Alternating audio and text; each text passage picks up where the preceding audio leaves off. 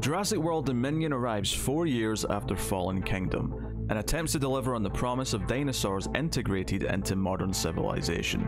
It also mixes the original Jurassic Park cast with Owen and Claire from the current series. Today, we find out if Dominion is a fitting conclusion or one big pile of dino droppings.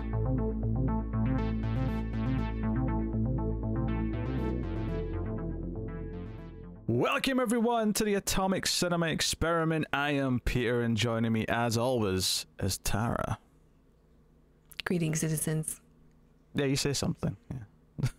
I did forget you. Yeah, there was just enough of a pause. It felt like there was just a moment of thought process going on there. But yes, welcome everyone. Working. This is a science fiction movie podcast. We get together, we've watched the movie, we talk about it, and obviously we had a big new science fiction release, and that is Jurassic World Dominion, or the full title, which everyone should be aware of, is Jurassic Park 6, Jurassic World 3, Dominion. That's the full title. Okie dokie. Like, it's still Jurassic Park 6, okay? That's what it is to me. It's Spielberg's fault, you know, by calling it The Lost World. I know that was especially annoying though, because he put Lost World first, like a prick. Yeah.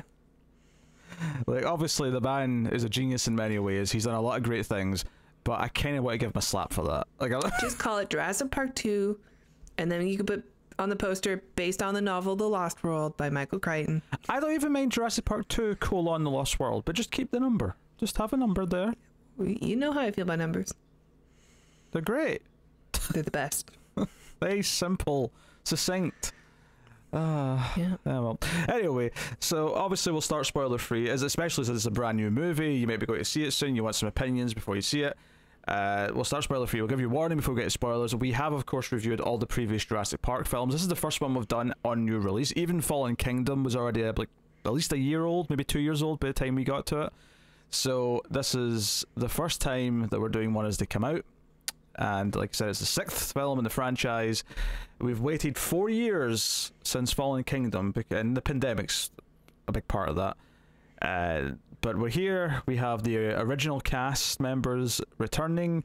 We have the new cast members obviously back, and all the weird plot threads. Well, we are going to keep this spoiler free to start with for this film. It should be mentioned that a lot of plot threads come right out of the ending of the last one, so there will just casually have to be some spoilers for Fallen Kingdom as we go, just in case for some reason you're watching this review and you haven't like seen the previous one. Jurassic Park 1 through 5 yet? Yeah.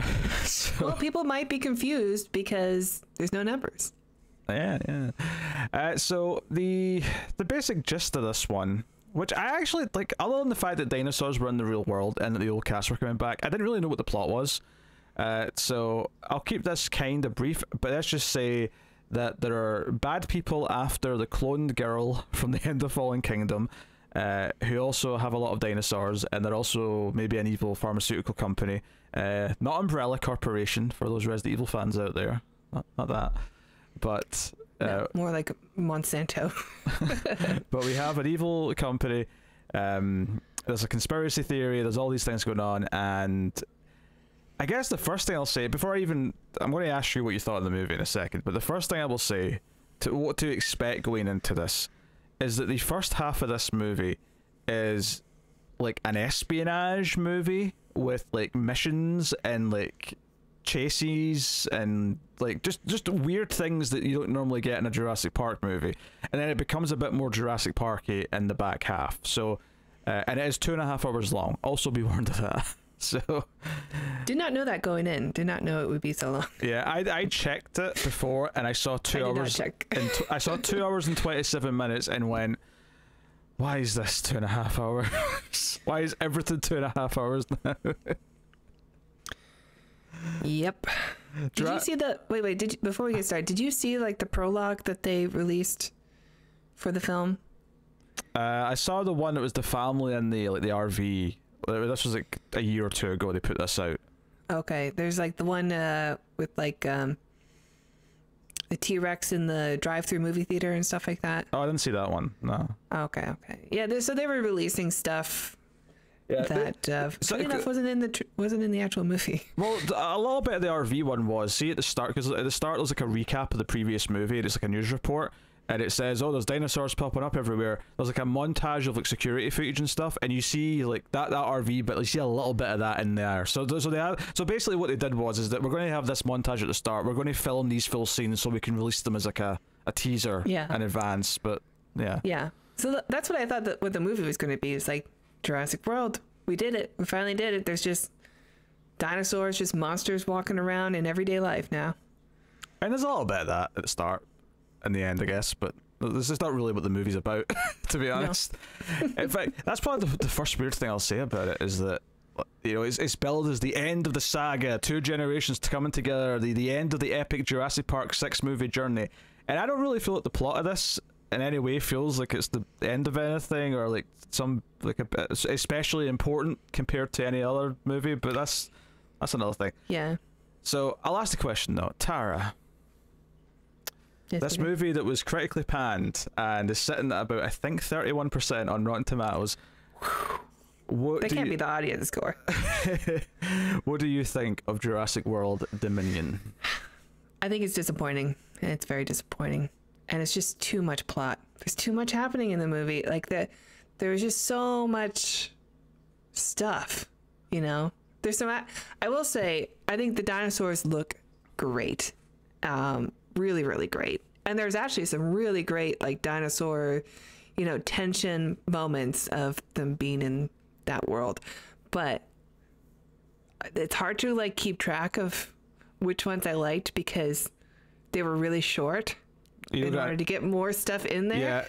Yeah, that's the problem. So I miss like the big set piece dinosaur moment, you know. One of the things I'll say, right, and we're obviously like we're going to go through it in order pretty much, I think, when we get into spoilers, because there's so much to unpack.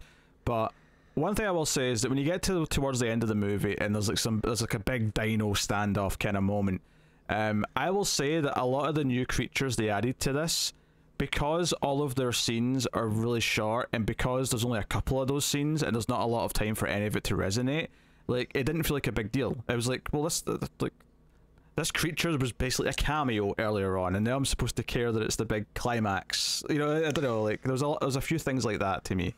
Yeah, it's just, I'd say the movie's just overloaded in characters, overloaded in dinosaurs even. Although in the first half, maybe not enough dinosaurs.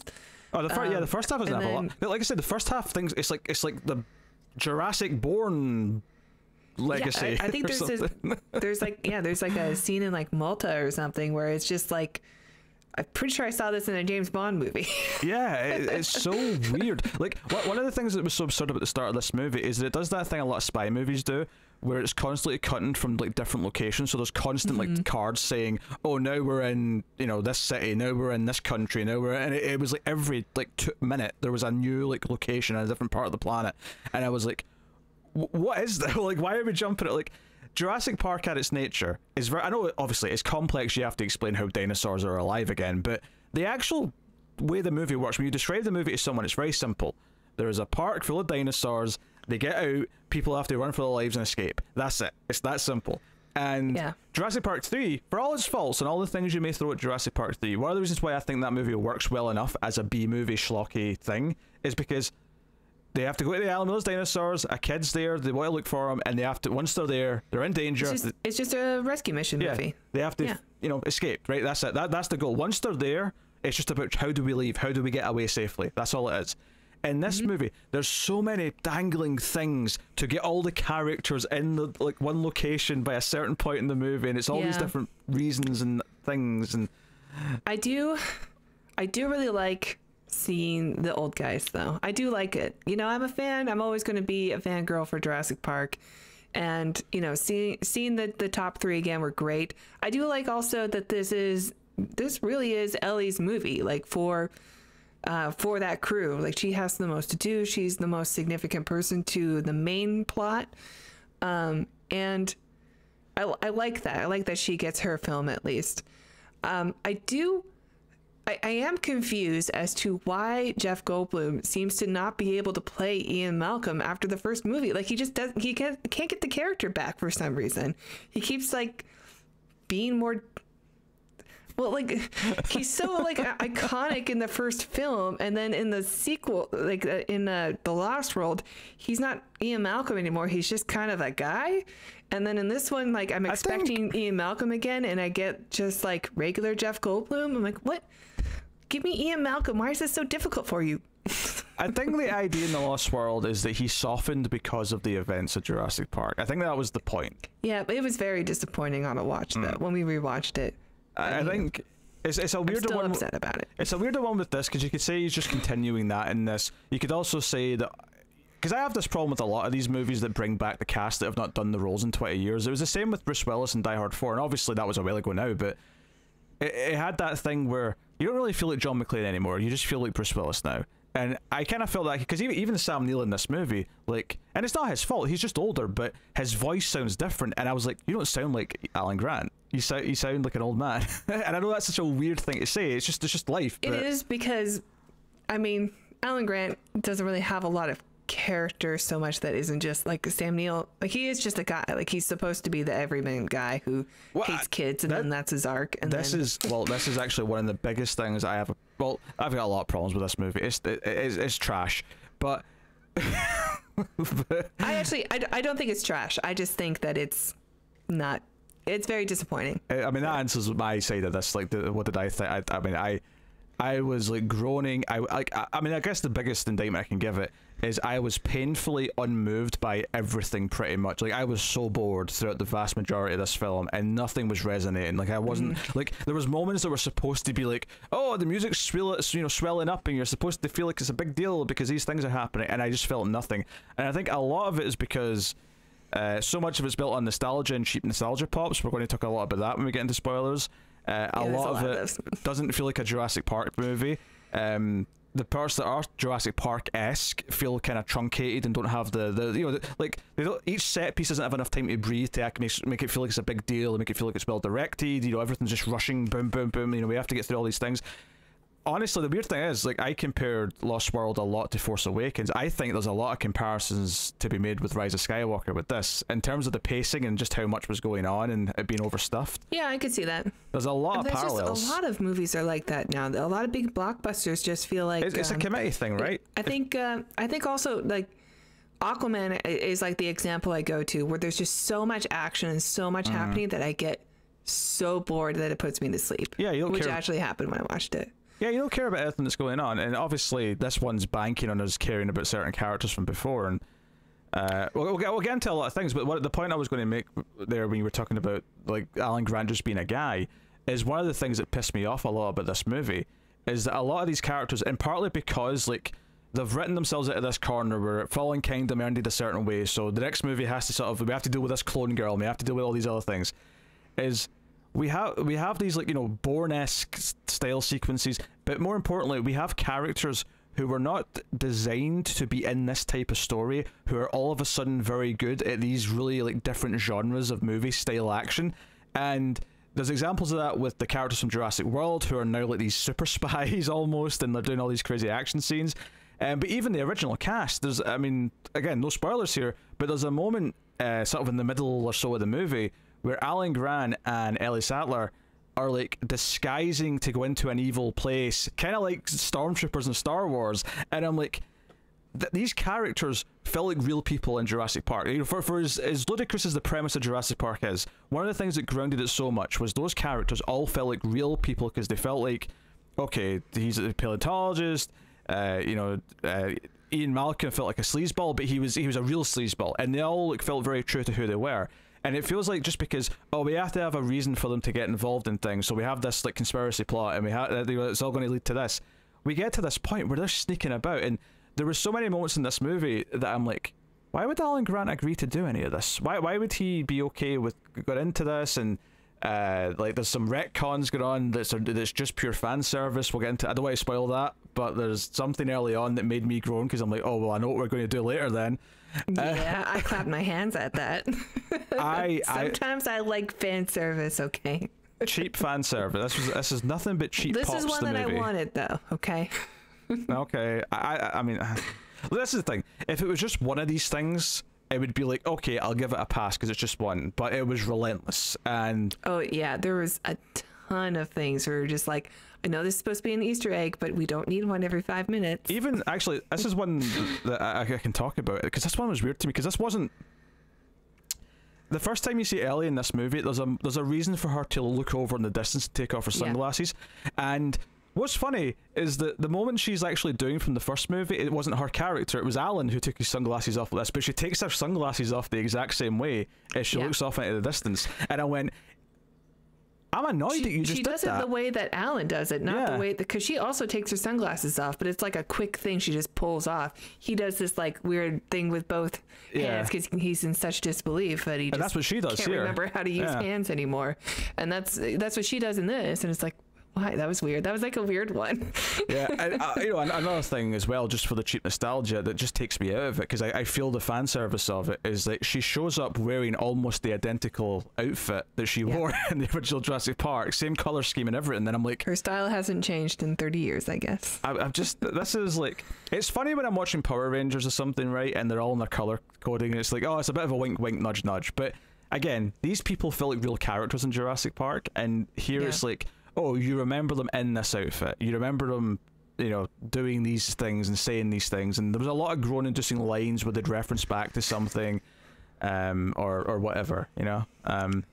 As far as like the new characters go, I really this movie just made me prove to me that I just don't like Owen's character at all. Like in these films, he's just kind of a blank slate for the most part. He's got one trick. And somehow it works on every dinosaur now, just to do the hand thing.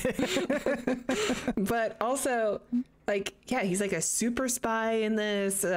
He's I don't know, like, I like him as like the Steve Irwin of the dinosaurs. You know, like he's just a good handler. Like he knows how to tame the beast, how to be able to like handle them when it comes to it. And there is a good scene, I think, where he uses that ability, which is set up, you know, from the previous films. Can I just say, you've put in my head now, I'm imagining Steve Irwin in the role, and it's way better, and I'm mad. Totally right. I'm mad that he died before the movies were made. Or even if like he was just channeling Steve Irwin when he was doing the raptor bits, you know, like that would have been so much better. I can't do an Australian accent, otherwise I'd totally do a Steve Irwin dinosaur bit right now. You just say crikey. Yeah. Crikey, that's a big raptor. He's like, he'd be holding these, because he did that thing where he like, had his like toddler like next to the gator to like show, like, see, that's just how confident I am. This is my toddler with the gator. Poor Bindi. She came out okay though. Yeah. Anyway, yeah. So like, I like that part of his character, and he has a good moment in this movie where he does use that, and I really like that moment. But for them, everything else, it's just like, why is this character doing all of this? It doesn't make any sense. Like, he should have just been the dino wrangler expert that, yeah, maybe gets called out sometimes to do a job. And, like, that's just his life now. And then for the rest of it, he's back at home. The other stuff he goes into is so dumb. It's just to give him, like, this big action scene. And it doesn't make any sense. And I just like his character so much in this. I will say, though, Claire, although she's sort of also elevated to superhero or super spy in this, I do like her scenes. Like, I think she has the best moments in the movie. She's definitely the better of the two characters. There's no denying that. She also has the better motivation in the film, I thought. And like, I really like, there's a sequence where she's basically on her own that starts from like a plane to like being around dinosaurs on an island. And that whole sequence where she's by herself, like every single time I'm like white knuckled tension watching it. And I actually really like all those scenes. But that's one of the few segments in the whole movie that's actually a Jurassic Park movie. Like that's when the movie like is great for like 20 minutes. I'm like, wow, make this movie. Like, I love this. It saddens me that I think you're overestimating the number. I think it's more like 8 minutes. Well, it's spread out. Like, it's not all at once that happens. There's other stuff that comes in. So yeah, I don't really know. There's a I think Claire was always the better, because she had the arc in the first movie. Yeah. Before they were just like, you know, they were just assets to her job. Like, and then she actually cared about the dinosaurs. They had personalities, and she had this growth. And Yeah, I agree. She was always kind of the heart of the new trilogy. It's kind of this weird sensation around watching a movie like this, though, where I'm like, okay, the franchise isn't movie number 6 now, and it does kind of feel like the only reason why we're doing some of these weird things we're doing is because eventually they had to like sort of like evolve from what it was. And I'm not saying don't evolve, and I'm not saying just repeat the same movie over and over again. I'm not saying that at all, because you do have to do different things. No, you have to advance we both really things. liked the last movie, and it was very different. Well, I mean, I wasn't good though. Like, we liked the back half because it was like silly B movie stuff, and we're into it. I liked it a lot, yeah. Plus, I like the Indoraptor. Right, but like this movie, it's doing all these extra things. It's doing all the spy stuff, and it's doing all this plot where it has to have a villain. It has to do all these things, and it just kind of feels like when franchises keep going, they have to just sort of keep going in a direction of some sort, and eventually they get to a point where they're doing weird things where you go back and watch the original movie and you can't imagine some of the shit these characters are going to end up having to do 5 movies down the line. It just doesn't feel right. It doesn't feel like them. Amityville's going to space. You know, I had that feeling right from the get. As soon as like this news report at the start starts talking about everything going on, and it's like this oddly worded recap to everything in the last movie. It doesn't really sound like a real news report because she's like sort of like connecting things that wouldn't be connected in a news story. Yeah. I've heard that there's actually going to be an extended version of this film, and I actually think I might enjoy that more, just because a lot of these scenes felt like just little snips in there and cuts there every now and then, and I felt like it's too rushed. So maybe these scenes like need more time. And definitely all the stuff that they released beforehand wasn't in the film. So the problem though is it's not just that, like, even just the big set piece moments though, the pacing of them isn't that good. Everything's rushed, and I don't think an extended version of the scene helps that, because like it's just kind of rushing through the actual. I think you just need to cut out all the Chris Pratt stuff and then just add whatever you cut out before with dinosaurs back in. Sadly, I think fundamentally, and Trevorrow did an okay job with Jurassic World. Like I think those scenes in that are perfectly fine. Sure, yeah. Nothing compared to Jurassic Park, obviously, but I mean that's like obviously, you know, this is, you compare it to one of the best monster movies of all time, and you do that. No, but it was a really fun sequel and revision of the franchise. And you know what's so funny is that because obviously we've said before, Jurassic World is the Force Awakens of Jurassic Park. It is exactly that. And the thing is, okay, it's a lot of nostalgia in that movie. It's calling back to the original quite a bit, but that's okay. Now we can move forward. And Fallen Kingdom, for all the faults it might have had, did largely move forward and do different things. This movie, despite the fact that it feels the most non-Jurassic Park movie of all of the movies, somehow is also the most filled with just like cheap nostalgia and like callbacks. And by the time we got to the end of the movie, like some of the callbacks they made, I was like, I can't believe you called back to this, or you're referencing this thing. And we'll get into them in spoilers, but so much, yeah. There's just so many things. There was sometimes it could be anything that you're referring to. Yeah, and there was sometimes as well where like they would just like have a line of dialogue, the older characters particularly, where they'll reference something that happened in the original film, and they'll sort of chuckle and go, "Oh, I know about that," or and there's even like a segment in the third act where it intentionally has them kind of repeat a thing from the original Jurassic Park, and the whole idea is that all the characters are doing kind of the similar things as they were doing in that original movie, even though the reason why one of them was in that position in the first movie isn't there anymore. It just kind of happens again for no reason. Yeah. But whatever. No, yeah. So the I do think there's a couple of new characters that I do like. Like I thought they were all good additions. There's like a pilot character. She was cool. Yeah, she's alright. I didn't like her. There's another guy, Ramsey, who is like part of the new facility. He's working for like this new corporation thing that the movie is centered around. He was okay too. I thought he was alright. He's fine. Yeah, I saw that actor. He was in a Netflix show called Archive 81, I think it was called. He looked familiar to me, but I didn't look him up. I might have seen him in I only watched else. the first episode, but he was in that, and he seemed solid in that. I like the pilot lady was good, and I don't know if it's just because she felt a little. The character herself felt like maybe a little tacked on to this movie in the sense that it felt like, we need a hotshot pilot character. But I thought the actress did she pulled it off. Yeah, she had charisma. Yeah. I liked her look. Like her look kind of told a story without her giving us all her background and stuff. And she worked well with the And with the actors and stuff. You have seen her before in at least one thing. Oh, what's that? She was in an episode of the new Twilight Zone. Oh, really? She was in, I think it was the space one. Oh, okay. I didn't hate that episode. I think it was anyway. I mean, we disliked a lot of them, if not most of them. I think you disliked all of them but one. But one. There was one good episode. Yeah. It's kind of... yeah, you got the clone daughter thing, who, our main characters are looking after, and that's a big plot point of the film, and her, and they kind of... Like... I wish it felt like it had something to say, but if anything, I felt like it muddied up what the last movie said at the end. Because the whole big thing at the end of the last movie, she presses the button and says, no, they're just like me, they deserve to live. They deserve to be free, they're not anyone's property. And I felt like this movie went out of its way to sort of like, kind of like add more to her story, but it kind of took away that message a little bit. So. Trevorrow didn't do the last one, right? No, I think he still like co-wrote it or something, though. He was still involved. Okay. He just didn't direct it. So. Yeah. What else do I want to say?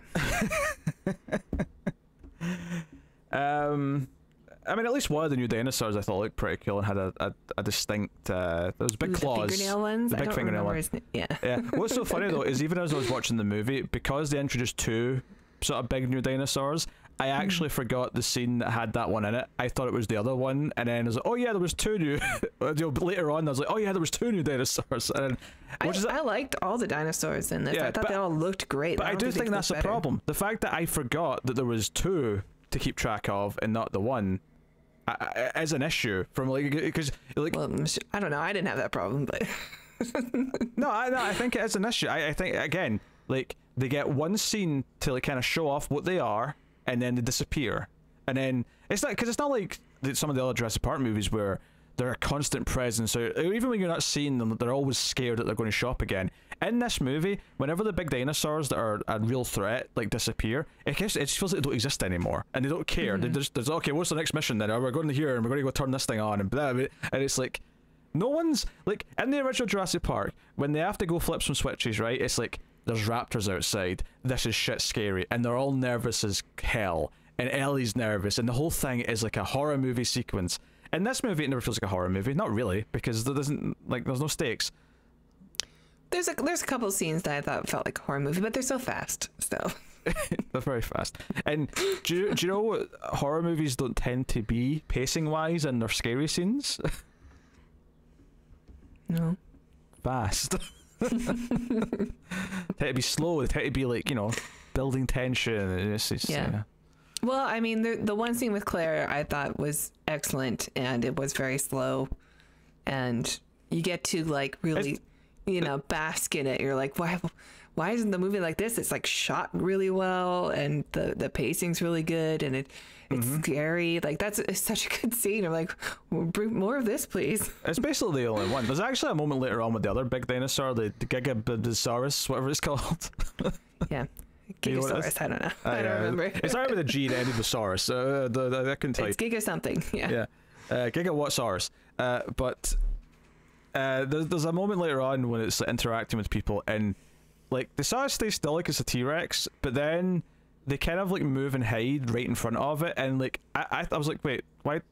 What, was it just distracted for a split second, and that's why it didn't see you all move? Like I felt like they didn't clearly establish like any kind of rules for it. It was just, it kind of felt like they were just sort of like making it up as they go along, as far as what can the characters do, what can't they do in front of it, kind of thing. But well, I mean, we'll talk about it properly though when we get to the spoilers in the scene. But is there anything else you'd like to add before we go on? And there's obviously a couple of characters that I've not talked about, because I do think it's spoilery to bring them up in any proper way. Yeah. Thanks. I don't know if there's anything else. I do like the actress. Dickon Lackman shows up, but she's like the super sexy, like evil spy in this. No, I didn't like her. I didn't like that scene, I guess. Oh no, I didn't like her in this movie because I thought her character was stupid. I like that actress from other things. She's in Dollhouse. She's popped up in a bunch of things, but her character in this is like she's like the the smuggler and like dino arms dealer, and she always wears a sleek white dress, and like she felt very cliched to me. She was very Bond villain, yeah. Yeah. I am glad that like the new characters from Fallen Kingdom there's like one guy who shows up from that film in the film, but he's like barely in it.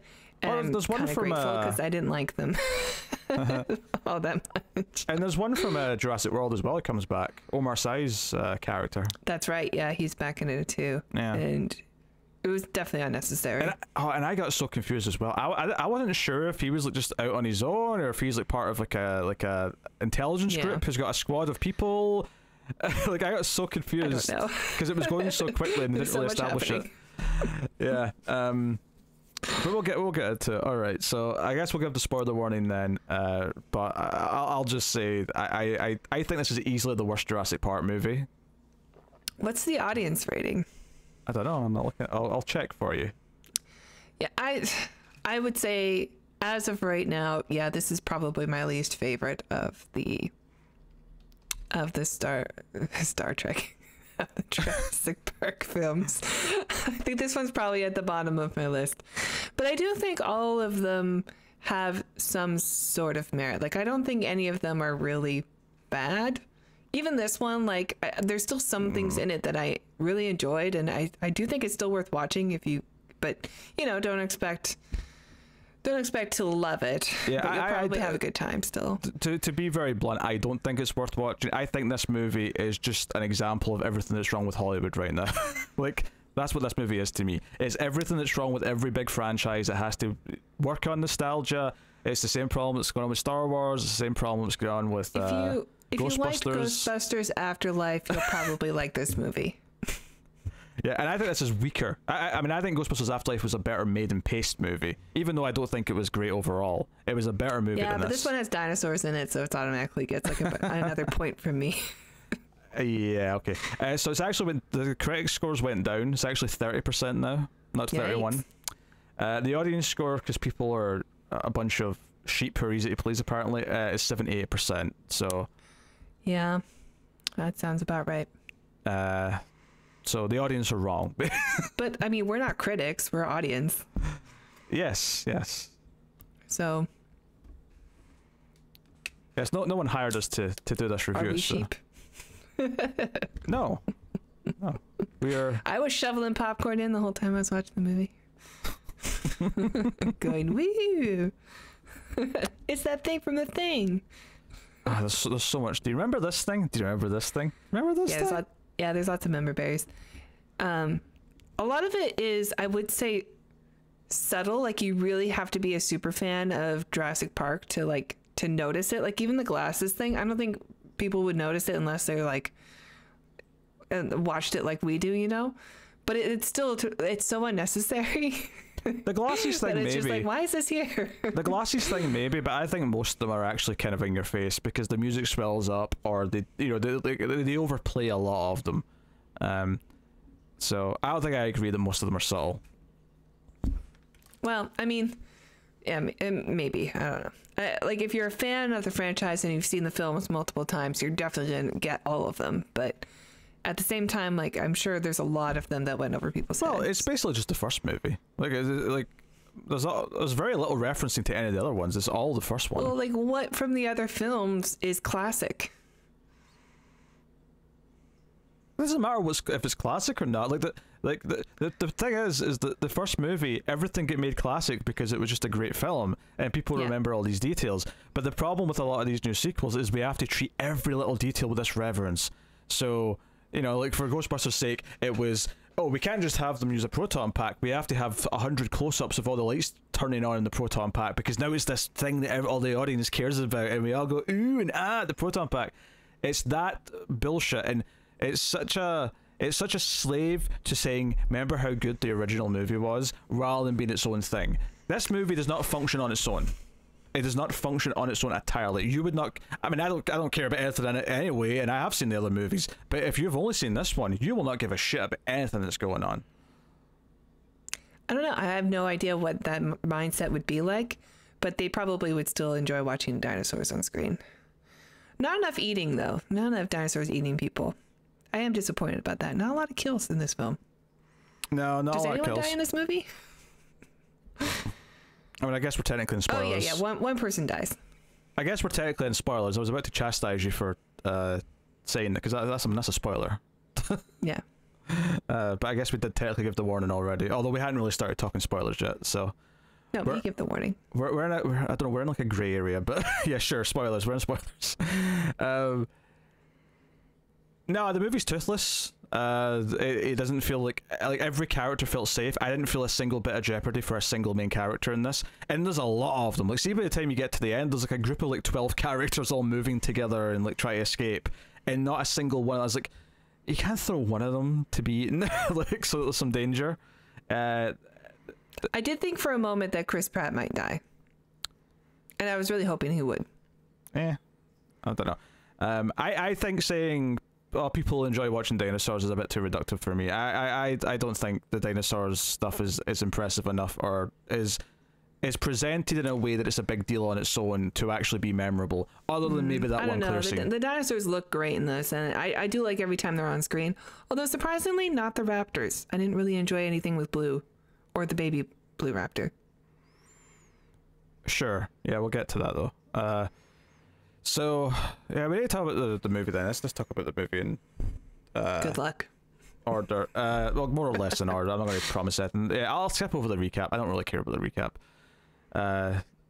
So the big thing is we're introduced to our characters, and Claire is doing like she's like stealing like kidnapped dinosaurs off of like a dinosaur farm in a van, and they're getting chased by like whoever's... Yeah, she's like Gary Yourofsky. She's just stealing animals that are being bred and experimented on, but dinosaurs. Yeah, she's just so they get lucky because they sort of go through like a Triceratops farm, and like a Triceratops takes out one of the other cars. It was like, okay, fair enough. The scene that I had a big problem with though first, I mean this felt out of place because I was like, what's this in a Jurassic Park movie? But the next scene really bothered me, which was the introduction to Chris Pratt's character again, because it's him riding horses, and they're riding horses next to is it the Gallimimus? No, it's the bigger dinosaurs. Pachycephalosaurus, I think. Whatever. They're bigger than horses, but not by too much, right? So they're a bit they've got the sort of the pointy back. They're the ones with the big horn on the back of them. Or it's not a horn, but like their heads whatever like the resonator thing is. Their head's kind of like the shape of like a dustbuster. If you they got a handle, yeah. Anyway, so and the whole idea is to try to wrangle them. So he's got the lasso, and he's not trying to hurt them. He's just trying to like take them somewhere safe so they're not out in the wild. And it's like, okay, that's all nice.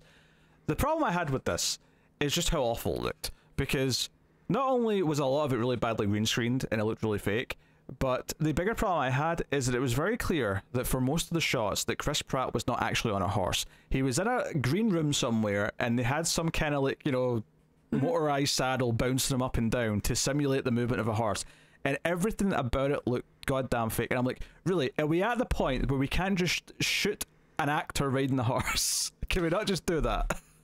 I'm personally, I'm glad. I don't think we should use animals for entertainment in film, you know, being the whole animal rights person I am, but so I'm glad. And also, why wasn't it a raptor? Why couldn't he even ride a raptor? Like, I thought this was setting up that he was going to saddle up on a raptor. That's why they were showing him riding around on a horse with a saddle. I'm like, okay, this is setting up. We're going to get him riding a raptor at the end. No, Tara, there's never been a hint he's going to ride a raptor. I totally thought that that's what this was setting up. Honestly, I was just like, okay. That would have been stupid. I agree, but that's what I was ready for. No. Okay. The movie never crossed that line, but I really thought that's what it was setting up. Like, I can't make. Otherwise, why is this in here? Like, I can't make a solid argument against the animal like inclusion for abuse's sake, right? But from a filmmaking sense, I thought this looked terrible, and none of it felt real to me. Why was it in there also? Like, is it, I mean, I know that they just went through the montage of like dinosaurs also being just around. So like, I mean, they gotta herd them for some reason, but like, well, it's in there for two reasons. It's an introduction. He used to have an epic introduction to show what he's doing, and two, from a plot perspective, it's to establish that he's been watched by an evil person who's going to follow him home. So there is a plot reason as well. You know, it's going to lead to why there's a villain who knows where he is in the next scene. Which, by the way, this villain... But it's already set up a bit because... Hold on. So this villain, see when you first see him and he's with his like little posse and it's like an old cowboy movie and he's like watching through the binoculars, I was like, this is so late. This is so shit. Why is there an evil posse? World, the Wild Bunch. I had to, because I just, like, as soon as it cut over to them and like, there's like, villains are watching through binoculars, I was like, why is this bad already? It turns into a Sam Peckinpah movie. Because obviously, like, I knew that like, the consensus wasn't great going in, and I wanted to, because everyone hated Fallen Kingdom 2, and I ended up kind of liking a lot of that movie. Not all of it, but I liked a fair chunk of it. Bugs Bunny Raptor, best dinosaur ever. But this, like, immediately, something felt off. Something felt wrong. Like, maybe it's just a case of Colin Trevorrow doesn't know how to direct a lot of styles, and this just didn't work. But it does feel like a studio committee movie where, like, we have to have all these things, so he's trying to squeeze them all in, so everything's going quick. The problem that I have with it is that, okay, so where are our heroes from the last two films? One of them is still rescuing dinosaurs, and the other one is being a badass somewhere. And then cuts to them living in a snowy mountain in a cabin in a snowy mountain, hidden away from the world because they have to hide this little girl who's actually the thing that people want. So what I mean, the person that's being searched for. So why couldn't they just be all hiding together? And that's your introduction, is that she gets found and stolen because she's wandering around. Like, you can still you don't need to have these big moments. Like, the main heart of this film is them being parents, or especially Claire being a mother to this girl now. So, like, why isn't there anyone there to watch her? No, you're right. Like, the movie could totally just start with them at this cabin and just sort of like introduce the villain being like a stranger who comes up and, like, there's someone watching, treat it with a bit of menace and, like, okay, who's that? This is dark and mysterious, and then she gets kidnapped, and then you can yeah, I mean, she gets spooked maybe a couple times because a raptor shows up, and she gets spooked again, or she thinks like everything's a raptor out there, but it turns out to be a man that's the most dangerous thing and it abducts her. Like, there's another way to do this to where you don't have to have these. We already know that Claire loves, rescues dinosaurs from the first one. We already know that Chris Pratt's a badass from the first two. So, like, these scenes are unnecessary, I think. Completely unnecessary. I mean, a lot of I think there's so much this. I think the entire conspiracy with the Locust is unnecessary, and it's just an excuse. Oh, by the way, yeah, if the Locusts are the real, villains of the movie. It's not even just that there's a conspiracy. Did not expect that. Yeah, so it's not even just that there's a conspiracy with, like, Jurassic era locusts that are, like, eating all the world's crops. It actually functions as the world is in peril. Like, these locusts might ruin the food supply for the entire planet if it doesn't get stopped. So there's a real world, like, the world is doomed plot happening in the background that the characters are also kind of trying to stop throughout the movie. And that's kind of what, Laura Dern comes in to investigate this. Then she wants to go and sneak into this evil lab, and she asks Alan Grant for help. Jeff Goldblum's already there undercover. Like, does this sound shit and stupid? Because it is. Yeah, he's there he's like some sort of professor guy, Jeff Goldblum, and he's there. But, like, the last movie, he was in a courtroom, like, talking about the evils of man and, like, trying to play God. And then somehow they're like, this is the guy we need for our company. to give TED Talks to students who are interning with us. Like, so it's so confusing. Like, how did he end up there?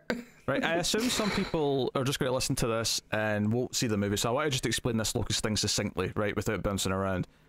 So the locust thing is that there's these giant locusts eating the crops, but funnily enough, they're not eating crops that were used with, what was the company's name? Biosyn? They're actually from the original book series. No. I'm sure they are. Well, I'll get to why in a minute. I'm sure they are. But the crops that Biosyn seeds came from, they're not being touched. So the conspiracy is that Biosyn are ruining everyone else's crops, but not their own. And Laura Dern's going to investigate it, and it turns out this was Dr. Henry Wu, BD Wong's character, made a bit of a whoopsie, and they weren't supposed to like destroy everything like this, and he wants to redeem himself for that, so that's the whole thing. And this ties into the plot with the little girl. We'll get to that. But the reason why I want to talk about this, the reason why I'm bringing all this up, who is the leader of Biosyn? So you know how when I compared this to Star Trek, or sorry, not Star Trek, Star Wars: The Rise of Skywalker, you know one of the jokes people make about that movie is somehow Palpatine returned. Well, this movie has its own version of that. You ready for this? Somehow Dodson returned. Dodson, remember Dodson here? We got Dodson. Now I don't know if it's meant to be the same guy specifically. Yeah, I don't know. Like I always thought his name was Lewis Dodson, right? In the first movie. I haven't actually looked at IMDb or anything. I can't remember yet, what his first name was in the first movie. I think it's Lewis Dodson. He's Lewis Dodson here in this movie. Okay, so then he is just the same guy. It's not the same actor though, because I did check. No. But so he didn't seem like the same actor. Yeah, but it's been long enough that, you know, whatever. But like, so as soon as, because at first it's like, okay, it's this rival company, it's doing all this stuff, they've set up a preserve, but they've got a secret underground lab and they're doing all this heinous shit, and it's fine. But they go there and they mention his name Dodson at one point, and my brain just went, wait a minute, Dodson, I know that name. And I'm like, okay, technically you could say, isn't it smart that they're pulling on this thread that was set up in there? But here's the thing. This to me is a lot like how, like, where you're making like a Rogue One, and you're like, oh, there's that one line where someone stole plans to death, so we're going to make a whole movie based on that idea. Like, here's the same thing. We need a villain, so it's going to be Dodson. And the moment I lost my shit in this movie, the moment I actually audibly went for F's sake in the theater, and I never say anything out loud, but I didn't say it too loud, right? I wasn't like being an asshole to people who were around me. But I audibly went for F's sake, is the moment that he has the shaving foam can that's damaged on his shelf, and he picks it up and he's like, I'm going to take this with me because it's like a... You weren't wondering what happened to that Barbasol can from the first film? Well, I mean, first of all... It got buried in mud. First of all, how did he even find the goddamn thing? Because that's stupid. Metal detector. Right? Secondly, why would he keep it like it's some kind of artifact or heirloom? Like, this is nothing but nostalgia for the audience to go, I recognize that thing, we saw that thing. I mean, it was already making too many references, and I was already rolling my eyes at a lot of the character stuff, but this moment when he picked up that shaving foam can, I was like, I want to swear so bad, F you movie, F you. This is the moment you cross the line where you're just like, okay, you've mined everything, you cannot reference anything else. They found a way to do it later with the logo of all things, but you yeah, that made me laugh in the theater.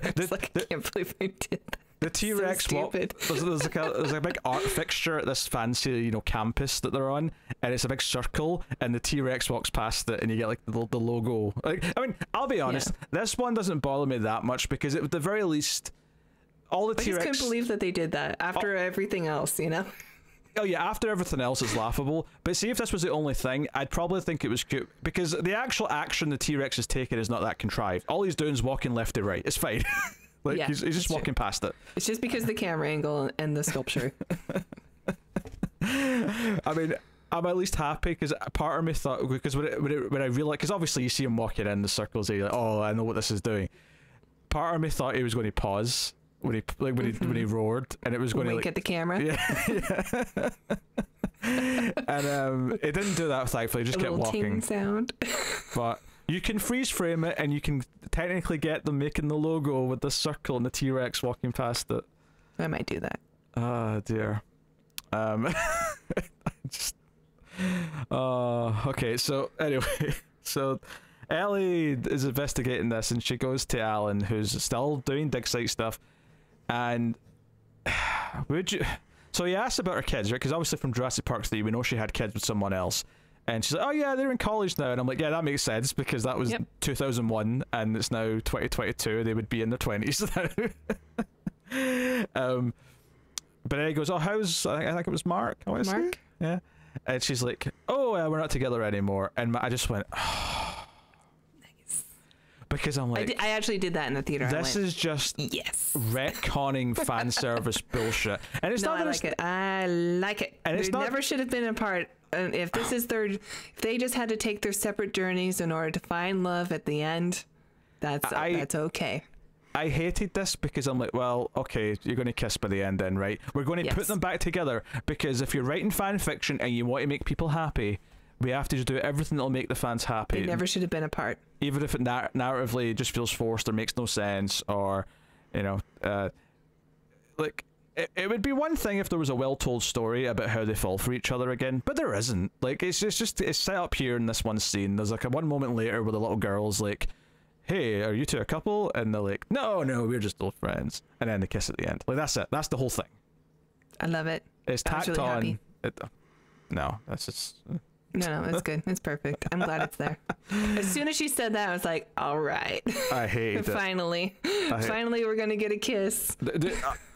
I was only... They deserve each other. I was only mildly feeling a little bit better because at least she changed her clothes and she wasn't wearing her first movie outfit the whole movie, so she at least changed it to different when things. They were like infiltrating, that it looked a lot like the Andromeda strain laboratory. A little bit. Yeah, I could see that. Yeah, I was getting major Andromeda strain sets from that. And you know what, and for the record, I don't mind like some of them having traits. Like Jeff Goldblum's character still wearing a leather jacket is kind of like, yeah, okay, that feels like something he would just never give up. And there's a running gag almost with Alan loving his hat. You know, like Alan loves his hat. That was a running thing in part 3 as well, that he keeps trying to get his hat back even when it's stupid and dangerous. But the problem I had with his characterization is that, okay, he agrees to help with this thing, but then when they find out they're going to this, like, you know, preserve where all the dinosaurs are at, like, first of all, they sort of do like a redo of the "you have a T-Rex," because, you know, the guy mentions, oh, the T-Rex just arrived, and it's like, the T-Rex is here. I'm like, okay, so you're doing that moment again. But then they mentioned like the bigger one, and they talk about it. I felt like, given, especially from Jurassic Park 3, Alan was so like, there's no way you're ever getting me to step foot in one of those islands. I'm never going back there. No, it was traumatizing. I'm not doing it. And they had to like knock him out, and then he's like pissed off when he wakes up, and he's furious about it. I felt like in this movie, and you could argue maybe he's just doing it for Ellie, but like, totally. She asked him personally. Yeah, I don't know. I just felt like he was a little too calm about everything. Maybe he wasn't quite in character, or maybe it's just gotten to the point where everyone's just sort of used to seeing dinosaurs around now that he's not as scared anymore. But I don't know, like I think this plot makes sense in order for it to be Ellie's movie, you know, for her to have the main storyline by doing the locust plot, because she's a paleobotanist, so like, why would she be necessary for anything unless, you know, crops are involved? And her asking her old flame to help her out, who's going to say yes because, you know, he loves her, and we all know that he does. And that's I think that's okay. Like that stuff didn't bother me. I thought they both kind of felt like the characters to me. It's honestly like it's Ian Malcolm who doesn't feel like the same character to me anymore, but that sort of happened after The Lost World anyway. The same thing's kind of true with him, actually, because in The Lost World, he was also adamant he was never want to go near dinosaurs, and like, he's already there. He's like living at this place. Presumably, Biosyn is very well off, you know, especially since they're controlling crop manufacturers. I think Biosyn, just to get this out of the way, is very much real life Bayer, who I think own Monsanto, which is I'm pretty sure we've brought it up before because it's been they've been like major evil people forever, where they sell a product called Roundup, which is a weed killer, and it's sprayed over crops, but like in order for it to not kill the crop and only kill the weeds that grow, you have to buy their special crop seeds. And so because of that, like, so you can use this like just all over pesticide and not have to worry about your crops dying. But because of that, it's like affecting insect populations really poorly. And they're also just becoming a monopoly on actual crop farming and are raking in all this money. And it's horrible for the environment. And so that's clearly what they're basing this corporation off of. They couldn't get their dinosaur DNA from InGen that they were trying to do when they were in competition with InGen. And so they went down this route instead and are now bringing back old insects and developing their crops to be resistant to the insects. Yeah. None of this is remotely interesting, though, in the movie. Like, all of it just feels like an excuse for characters to do things. I think... Okay, I hadn't really considered this before, but are there, like, major biblical themes in these films? Like, the locusts, and, you know, there's something coming up later, which we'll discuss, about, like, Immaculate Conception, and, like... you know, even with the last movie, Fallen Kingdom, with you know, kind of like the flood where things just get wiped out, except it's a volcano. Are they trying to do like biblical stuff in this? I think it's more of a happenstance than anything. I would say that obviously one of the key things in the first movie is the idea that they were playing God by bringing dinosaurs back, and I think that notion has been there the whole time. And I think the it's just natural to reference here, because earlier on when the locust thing's happening, like, there's a guy at the CIA, because that's the thing. Like, the guy from the last movie, he's now got this really cushy, like, really, like, top secret job at the CIA all of a sudden. It feels like he's really went up in the world. He wasn't in it much. Yeah. But he, like, the guy he's sitting next to is like, oh, next it'll be, you know, Rain of Fire. And that kind of happens by the end of the movie, actually. But, so, you know, I wouldn't read too much into it, because I genuinely don't think this movie... Because I wish it was more about something. Like, I think Jurassic Park, at its core, like I said earlier, is very simple, right? And I honestly think most of what happens before they get to the base, I think you could cut. I think it would be far more interesting if you start this movie with them arriving at the base, and what, you know, maybe you sort of change how they get there and why they're there and whatever. Or I mean, maybe you still have the, like, Owen and Claire still there to try and get the girl back. The kid, like, she ends up there anyway. But just have all that happen beforehand and have us discover why everyone's there while we're already there. I think having over an hour of setup is just a big killer of this, because I think if you do it all whilst they're there, then you can spend more time sort of building up the dinos. You can spend more time building up all the various things. I don't mind that there's another scientific corporation who are kind of stepping in. And honestly, the idea that it's the same corporation who were trying to steal the dino DNA back in the first movie is cute. I don't mind that as a concept. Conceptually, that's totally fine. Especially for like the book fans too. It's more how they go about doing it, and it's more how, instead of actually trying to say anything with it, it's more about just referencing constantly the first movie. And one of the things that I'm like, okay, what are the potential things I thought that they could do? What ones? Because it's Alan, Grant, and Ellie. They run into the little girl, right? What's her name? Maisie, that's it. So they're into Maisie, right? And I say little girl, she's like 14, which is not little really anymore, but you know, yeah, she's a teenager, yeah. Relative to the adults. Super unlikable teenager. But when they run into her in the base, right, when they're sneaking around, and I thought, oh, this is where they're going to do something interesting. And maybe how Ellie will fall for Alan again is she'll see him be great with a kid, and that would be a nice callback to the original in a way that, like, and I know I've just said for the last hour, I've been talking about how they're calling back to the original too much, but they're calling back to the original by using names and repeating lines and details.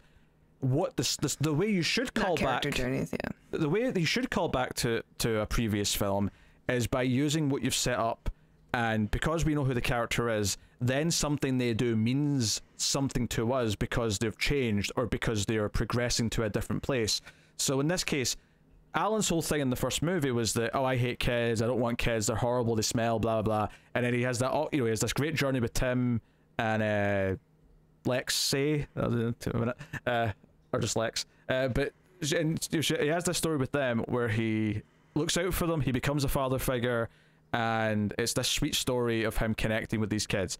And I thought, oh, here they are with a 14-year-old, and she's going to be scared, like. And there's like a, you know, he's just kind of fine, but they don't really make a big deal of it, where there's like a moment where he has to like really comfort her or like calm her down or keep her safe or anything. And I thought, why, like, of all the things you're not doing and referencing the first movie, like, have Alan go into super dad mode, because that's the sort of thing he learned to be in the first film. That would be a callback that would resonate, because it would be like, what he went through made a difference to him, and this is the result of that difference. And this is also something that if you're going to do the whole Ellie and him get together, she can witness this and be like, holy shit, he's like a great father figure character now. And well, not just that, but it would at least remind her of why she fell in love with him in that first movie. He doesn't have to be like a great father to her grown up kids now. Oh no, it's just that's not what I mean. For the record, I don't mean that she needs like a new father figure for her kids. I just mean it's a good character trait. It's just like, oh, this is his kind, like heroic side. This is, like you say, why she fell for him is because he is this good person. So, I like. That's something you can do. In fact, there's a good example, right? One of the few things, and they ruin it later on by like using them again. So Nedry's death in the first movie, right, with the spitty ones with the fin, like the Dilophosaurus. Dilophosaurus, yes, right. So Claire runs into them, right, and we'll talk about the rest of her stuff separately. But Claire runs into them, and it's like, oh shit, we've not really seen them since the first movie, but we know what they do because it's a really memorable scene with Nedry. And I thought this was actually a good use of calling back to the original.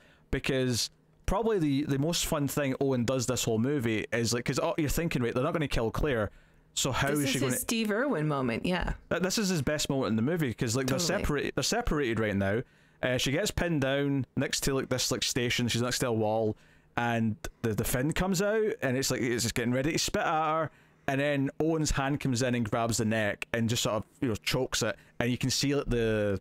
whatever you call it, the venom's like coming out between the teeth and stuff. And it's basically like it's almost like he's, because I assume this is paralytic, it's probably paralyzing his own mouth because he's just like asphyxiating on his own venom. And I thought this was a great moment. I thought this was a cool moment, and it works as a callback because that's a very memorable scene. We know what it's going to do, and we're thinking, how does she get out of this? She's very helpless there. And then the way he actually like saves her is a fun little beat that was like, oh, that was cool. And there's like one other cool dinosaur moment at the end that I liked as well, but we'll get to that. But then they had to like ruin it, because then Dodson also has to die with these guys, because that's how Nedry died. So he gets spit at by like 3 of them and dies later on in the underground like tube tunnel system they've got. Yeah, it would have been nice to like seen like a big dinosaur chomp on him or something, I guess. But you're right, it is just a callback again, so you're like automatically you're thinking about that instead of the death that's happening on screen. I really do like that moment a lot with Owen, and I think if he was just like the family guy and who's like doing his best to save his adopted daughter in this case, and then here he has to save Claire from this by using his expertise as being like a dinosaur handler, which, was established from the first film, or from the first Jurassic World film. So I think that was great. Like, I loved that moment. And I thought this is a great use of this character. I see why they're in love, and like he's there to save her and to save the kid, and it makes sense. Everything makes sense. What's happening? I thought that was a really, really good scene. Yeah. So we sort of jumped ahead to a couple of things because we naturally got to them, but we could have to mention the first half a bit more, because there's a whole espionage. Like, they go to Malta, they have to stake out where the lady who might have smuggled the kid is like hanging out, and it leads to, they've got like other not velociraptors, they've got something else, raptors. Yeah. But remember in the last movie they established that some of them had been trained to kill with the laser pointer, so they do that, and it's really just there so that it explains why these raptors are chasing after our main characters through a city and ignoring everyone else. Is because no, they've been locked on to them, so they're going to like gun for them. So we get like a motorbike chase with Owen as they're chasing after him, and Claire's in the back of the truck. In fact, Claire like has like actually this was one of the moments that I felt like, what is this movie doing? Is Claire gets into like a martial arts fight with like Spy Lady in like in like an apartment. And then when like the dino like chases her into another apartment, and she zaps it in the face with a taser, and it's like this, there's definitely like a feeling of like the characters have like plot armor, and that's always true to an extent when you've got like main characters in a movie where they're in peril constantly. But it really felt like here, like you've got them in situations where like, they're too used to being attacked by dinosaurs now, so they're not even acting that scared. they're just You know, they're running on roof. Like there's a shot. This is the thing that made me think of Bourne. There's a shot where she's chasing Spy Lady and they're literally running on the rooftops across like a street, and I'm like, yeah, what is this movie? Like, what is this Jurassic Park movie? I mean, it was in the trailer, so like, I guess I was kind of expecting the scene, but I just don't. It's just so unnecessary. It's just an action set piece that, you know, maybe Trevorrow thought this sounds cool. We're just gonna do like a Jason Bourne scene, but except with raptors, instead of like other people on motorbikes. And it's just too out there. Like it's too much to where I'm like, look, I'm happy to see dinosaurs and all, but like not like this. I don't want this. It's just completely unnecessary because they all end up on the same place anyway, where the girl is, and it's not here. So I just don't understand why it's in the movie other than it looks cool. There's a race to the plane because our badass pilot chick didn't want to get involved, but she feels guilty because when she was handing over the baby raptor, she saw the girl and sort of like thought, oh yeah, there's a baby raptor in this too. That's also they also need to get back for Blue. I mean, I didn't. Honestly, one of the only moments in the movie where I kind of felt something was right at the very end when they give Blue her raptor back, her baby. Yeah. And she looks at Owen, and I was like, you know what? This is a nice like sort of play on like how close they were in the first movie. So I feel a little something for this, but just a little. I'm glad you had that. The baby raptor was cute, and I imagine that's a lot of the reason why it's in there. But I didn't really like it that much. Like I like the idea that instead of, you know, wolves or something in the woods, that it's raptors. And, you know, because Owen has this relationship, and, you know, birds can like imprint on a human when they're born and they think that that's their parents, and birds are dinosaurs. So I believe that this can happen, that there could be some sort of parental figure for a dinosaur. And that's okay. Like it's just out in the wild, occasionally comes to visit, maybe bring it like a snack, like a dead wolf or something, or on its doorstep and leave for Owen. That would be fun. But I don't know, like they had like a really antagonistic relationship, and I thought that was a little bit strange in this. Yeah. And not just because the baby was taken, like it was there from the beginning. And it's just like he's constantly just doing the hand thing. But then Maisie starts doing it as well. She's also now one with the raptors. Yes. Well, yeah. She named the baby Beta. Why not? I suppose. Wasn't there already a Beta in the Jurassic World? Because weren't they named like Alpha, Beta? I think so. Yeah, that sounds right. I can't remember. But anyway, back to the action scene. There's a whole race to the plane. Like Owen has to like ride the motorbike onto the back of the plane as it's already starting to take off, and it's just like this, you know, it's this big dumb stupid action scene. And you've seen it done. You've seen this almost exact same type of scene done better, maybe without the dinosaurs, but you know, the whole riding the bike on it, like it's a Mission Impossible scene, right? That's what it is. It's a Mission Impossible. It's a little bit Indiana Jones. It's just. It's too many things. It doesn't. It's just so not necessary. It doesn't need to be here. You know, like you're making too many movies here, Trevorrow. Yeah, part of the reason why Jurassic Park works as a concept is because the rest of the world feels grounded. It's the normal world, but some crazy rich man has brought dinosaurs back to life and has built a park around them. But everyone else feeling grounded, like they're from the real world, is what makes it feel real. Because it's like, oh shit, this feels really tense and scary because these real people are terrified of these giant monsters that are coming after them. So they feel realer as a result. When you have scenes like this that feels more like out of like a over-the-top spy action movie, it makes the whole thing just feel a bit more, oh, it's a Hollywood blockbuster. Nothing really feels like it's a real thing. And there's a lot of like dodge, like when they crash land the plane, like so obviously they eject clear. We'll get back to her in a second. But like, the crash land to play with Chris Pratt and a pilot lady, and they crash on like it's like a frozen lake or a frozen dam at the top of this like area, and it's one of these scenes where for some reason, I don't know if it's something about the cold atmosphere and snow or whatever, but this is where like green screen stuff always really sticks out to me, is when they're in a location like this and it just feels like, oh, okay, they're in a green screen room somewhere, because the background and all the ice just looks really fake, and they have this, you know, there's a bit of a set piece here where like there's like a dinosaur that's coming in and out of the water, and like Chris Pratt falls in at one point and then she pulls him out, and there's not much to it. Like honestly, it's a pretty forgettable scene. It just kind of falls under the new dinosaur was neat. Like, I was happy to see that, especially because they had just established that Biosyn, Biosyn, interesting name, also that's has Crichton's genius, not this movie's. Don't you dare give it to this movie.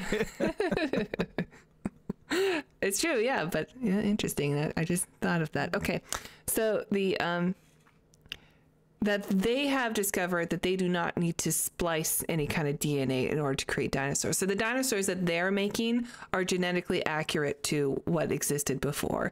So because of that, we get dinosaurs with lots of feathers and fur and, you know, what we know more or less now, closer to what they look like rather than in Jurassic Park. And I think that's really cool that we get to see, oh, here's just, you know, dinosaurs as accurate as we can speculate that they are on the screen. And this might even be some kind of velociraptor like thing, because we know they were supposed to, you know, they probably had feathers and stuff, and this one clearly does.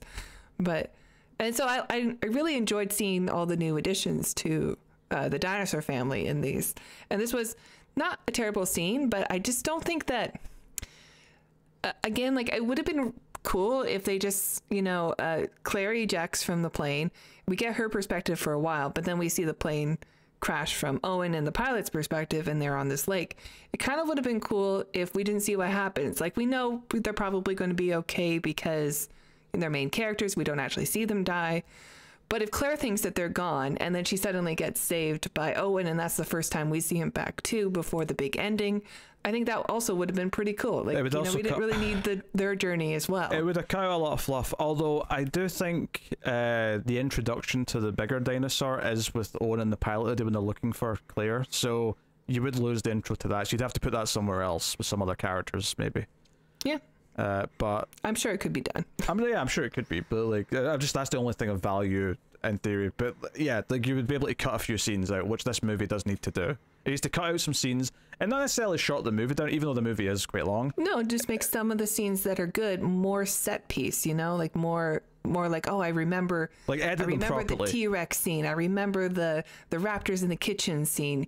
You know, the big ones that stand out. I remember the end scene with the bones. Yeah, because they're edited properly, because they're directed in a way where they're tense and they build up and they crescendo, and you remember so many of the details. You remember the cup of water rippling. You remember the sound coming towards you. You remember the flare more than that layer. You remember so many things, right? In fact, one of the things that I liked about the callbacks in Jurassic World, the first one, is the flare, right?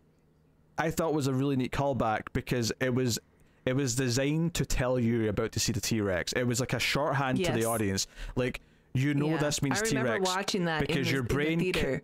Because your brain connects it to the flare in the first movie. So as soon as you see it, you get excited because you realize you're about to get the T-Rex. It's smart. It's the shorthand has been created because it's something that our brains can work with. Whereas the callbacks, for most part in this, are just like, they can't help themselves. They can't restrain themselves. They have to just do it. Yeah, I like the, I mean, what you were saying before, the flare, like, when I watched it in the theater, like, everybody in the theater reacted when they saw the flare, even before you see the T-Rex, because we all have that memory. We all know what that means. We all know we're about to see something that we've been waiting for the whole movie. Yep. And, you know... And most of the stuff in Jurassic World that were callbacks weren't, like, gimmicky. They were all... They were addressed by characters even. They're like, oh, I like the old logo. I like the old shirt, or, you know, stuff like that. It wasn't really a lot of, oh, remember this? We're going to put this in here also. Yeah, no, it definitely wasn't as egregious, and the ones that were there made more sense. Whereas there's a lot of stuff in here where it's really contrived, where they put, especially the original characters, they'll put them in situations where they can sort of have a wink, wink, nudge, nudge about, oh, we kind of went through this once before, or we kind of had this moment. What was was that Alan or Ian had a line where they went like, believe me, I know. I think it was Ian about something. It was something about one of the dinosaurs. I can't remember what the line was now. It's going to bug me. But someone says, "Oh, you can't do this because blah blah," and then, or they're really fast, or they do this, and he's like, "Oh, trust me, I know." And it's like, yeah, okay, because it happened to you in the first movie. Like, we get it. we get it. It's a bit more wink wink. And it just, yeah, it gets really old as it goes on. And you know, part of the reason why the Claire scene works so well, when she ejects from the plane, and she's dangling there in the seat, right? You know, the parachute, and they do a thing where like it's not pterodactyls, it's like another species they mentioned, but it comes in and flying dinosaurs. Yeah, rips the parachute. There's a second parachute, and she gets caught in the tree, which reminded me of Jurassic Park 3 a little bit actually, because you know, you see the seat hanging there like that. But we have this scene where this big dinosaur, this is the big one with the big fingers, the big claws, right? So this one's especially bird-like because it has some fur in the back. Yeah, we can see its eyes, so it looks like it might be blind. Like it uses other sensory perception because it's like all whited out, its eyes and stuff. Which makes sense because, you know, like it's kind of following Claire when it's listening for her, but it doesn't see her. And this is because the first image they ever released of this movie was Claire doing the Apocalypse Now like head out the water. I was like, what? I don't remember that, but yeah. I see why. This is definitely the standout scene for me in the film. Yeah, and the whole thing is she falls down and like the dinosaur hears it and turns around and she slowly crawls into this little, you know, swamp area and like submerges in the water.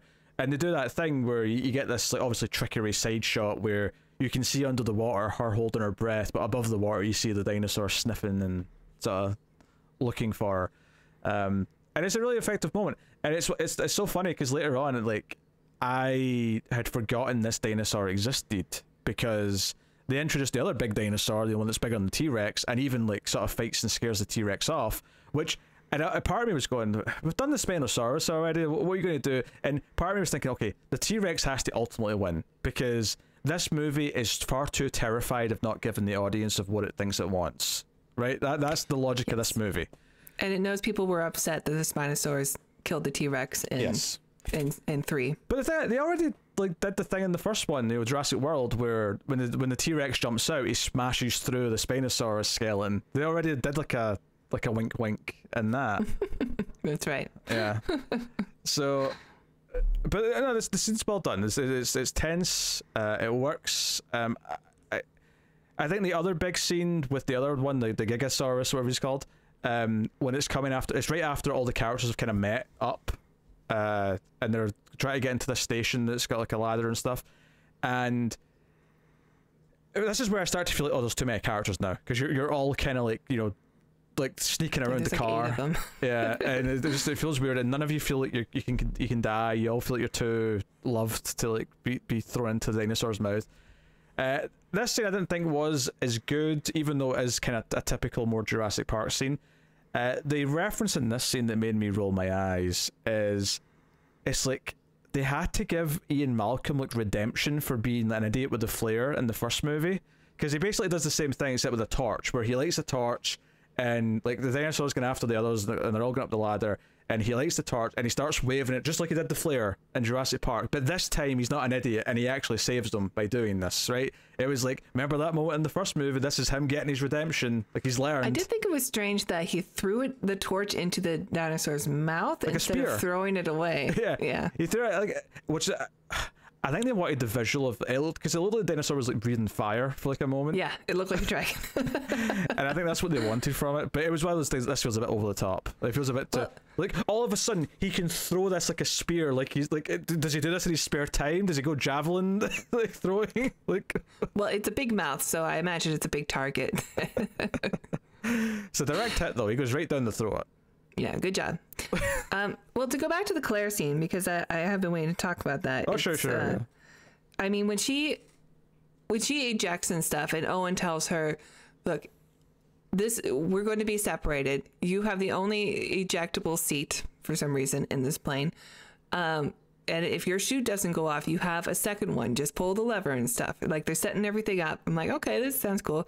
And then when she goes, and it's all done from like, almost like she's wearing like a camera and we're following her from her perspective. Like, we barely get any range of what's going on. It's just what she can see sensory wise.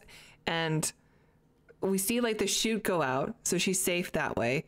And all of a sudden there's all these like murderous dinosaurs like swinging around her. Like, she looks like she's just hanging bait for them, but instead they go for the parachute and take that out. and then she pulls the second lever, and then the second thing the chute comes out, but it's a bit late, so she lands in the tree. I thought all that was like, wow, that was so exhilarating and cool, and what a cool way to show off the flying dinosaurs and how dangerous they are after we saw one like rip apart a plane, which was kind of dumb. But that I thought that was what a neat like directing style also to just do it from her perspective. It's one of the few moments in the movie where it feels like there's a directorial flair. Like there's a choice been made where like, no, I'm going to do something that's going to make this scene feel special. It doesn't end until she ends up in the water also. Like the whole thing feels really, really good. And like when she is dangling from the tree now, and we could see she's like 20 feet up in the air. She is really high up. So even getting down seems dangerous. And then we add this new element of this new dinosaur that we don't know what it does. Like, 'cause it's new for us too. Like, I don't even know what it's called. I looked it up and I still don't know how to pronounce it. So I'm not going to say. And like, I don't know what this dinosaur is. I've definitely seen it in some documentaries before, but like, and we see it, you know, go for this animal, and just swiping away like another dinosaur. Oh, it slaps the it's like a deer, and it just slaps it to kill it. It just with the big claws, and it's gone. And you're like, whoa, this thing is. I mean, it already looked dangerous because it has a giant mouth full of teeth, but now we know that it could just smack a thing to death. You know, arms typically aren't a dinosaur's like. Weapon. It's more visually distinct as well, because one of the problems I had with the Gigasaurus and even some of the other dinosaurs you see is that, and this is just like it's a slightly realistic thing I guess, but you know, dinosaurs, like there's a lot of dinosaurs that look kind of similar to a T-Rex, slightly different sizes, slightly different heads, but they're kind of like a similar thing. So this bigger dinosaur, it's like, well, it's just a bigger T-Rex with a slightly different shaped head, like effectively. Yeah. Whereas this dinosaur is like, no, this is distinct features that feel like a different type of threat, so we could have more fun with it. We can do more things. That's why we like the Spinosaurus also, because it had that like long snout, and you're like, wow, what is this thing? And it swims. It's got that cool fin. Yeah. You know. It was a cool introduction to a large carnivore that, you know, not one that I was super familiar with also before the film. Which is why this is a shame that this dinosaur is only really in this scene and then the end, like the big final ending. That's it. Yeah. Pretty much. You know, but I'm glad it got a moment in the ending though, because I did think that this was a really cool scene. Like this is definitely the standout for the film. And then also like her slowed like Arnold escaping the predator by going through the mud and into the water and stuff, you know. I thought that was super tense. I thought she did a great job acting in that scene also, because I just was focused so on her and her survival in that moment. And it you know, it took its time also. Like Trevorrow knew that he had something good, so he really made sure that we, you know. It's a shame we didn't try and find anything else good though for the rest of the movie. Well, I'm glad that we got to see the dinosaur use its claws to stab through something also at the end, at least. Yeah, we'll get to that. Let's not blow a load. We'll get there. Well, I mean, you kind of already brought it up. So. It's like the one other good moment in the movie, so we'll get there. So we've already, I mean, other than the ending, we've talked about all the notable dinosaur moments, like pretty much. Like, well, there's one other one, I think, but they're not dinosaurs.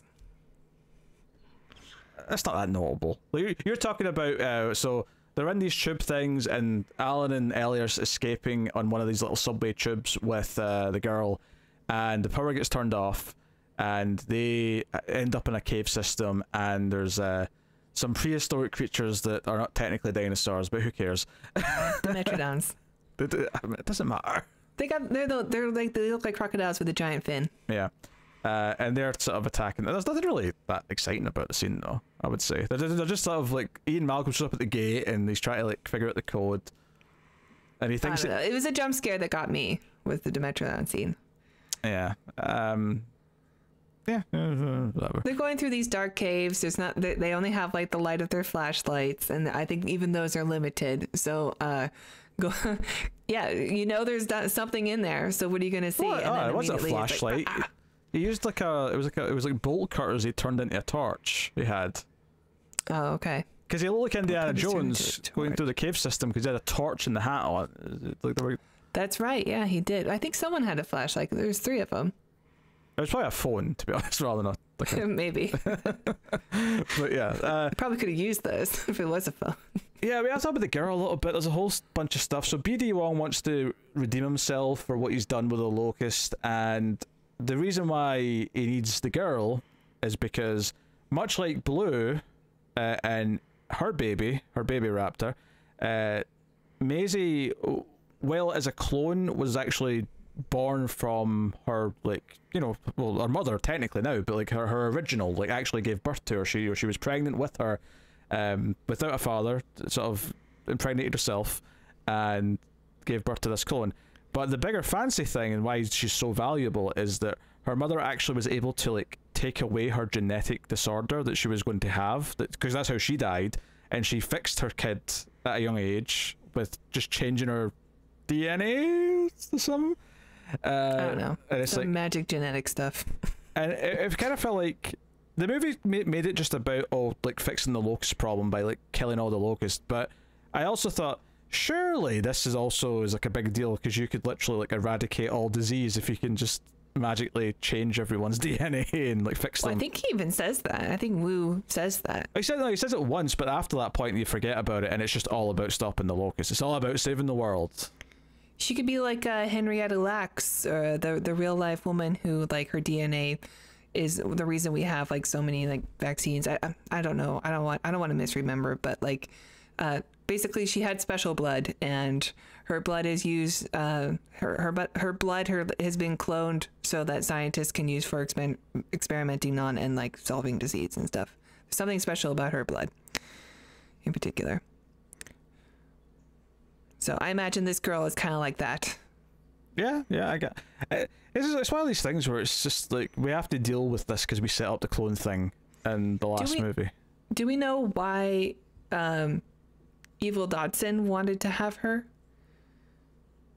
Was she just abducted so that Wu could do something good, or was she abducted so that they could do something bad? Well, I think that's why Wu wants them. I think Wu wanted to be allowed to experiment on dinosaurs and genetic stuff, and Dodson was willing to let him do it for all the gains that he's going to get out of it. But I think Dodson wants to be able to sell cures to things, whereas Wu just wants to redeem himself, because Wu was kind of a villain in the last movie, and this is like his redemption. And he even comes out, and it made sense that Maisie by the end of the movie is like, no, you can, like, have some blood samples and stuff, and, like, use my blood to help cure things. Like, yeah, like, I'll agree to it, you know. And he does kind of ask, like, because he's very nice to her when she shows up. Like, he's very, like, he shows us some old clips of the mum talking and some video diaries, and it's just to have, like, oh, she's actually at the park before it opened, like, before 1993, and she's, like, sitting around and doing stuff. It's one of those things though where I'm just kind of like, I don't know if this movie needs any of this. Like, I mean, I stand by my thing where I think the movie should just start with them pretty much already, or almost at this place, and then you can, like, sort of reveal throughout the story how they got there, or why they're there, or whatever. Because, like I said, Jurassic Park at its core is a very simple, you're in one location, there's a bunch of dinosaurs, you have to try and survive and find a way out, or whatever. But, you know, the first half of this movie is just all about how do all the characters get to this location. So we spend so much time doing that, and then we have to rush through all of the actual stuff that's meant to make a Jurassic Park movie fun in the second half. So all this clone stuff, and all of this looking at the old video diaries and all the rest of it, like, everything feels so rushed. Like, even the first time she meets and she runs into Alan Grant and Ellie, like, they have to just sort of very quickly, like, she's like, "You're Alan Grant," and you're Ellie's like, "Yes, we are," and, like, you know, they have to, like, rush it, and they do it actually later on, like, so after the original characters meet the new characters, right, and they survive the dinosaur attack and they're inside the building, there's, like, you can almost imagine, like, fans talking about this after Jurassic World came out. It's like, whoa, what if, like, Owen and Claire met Alan and Ellie, and, like, what would Alan think of the raptor training? And literally, like, they encounter each other, the first quiet moment they have, and he's like, "Wait, I know you. You're the guy who's trained with raptors." And he's like, that's why he should have been the Steve Irwin of this movie. Right. No, but the point is, though, and Owen just says something back to him quickly, and then it moves on to other characters.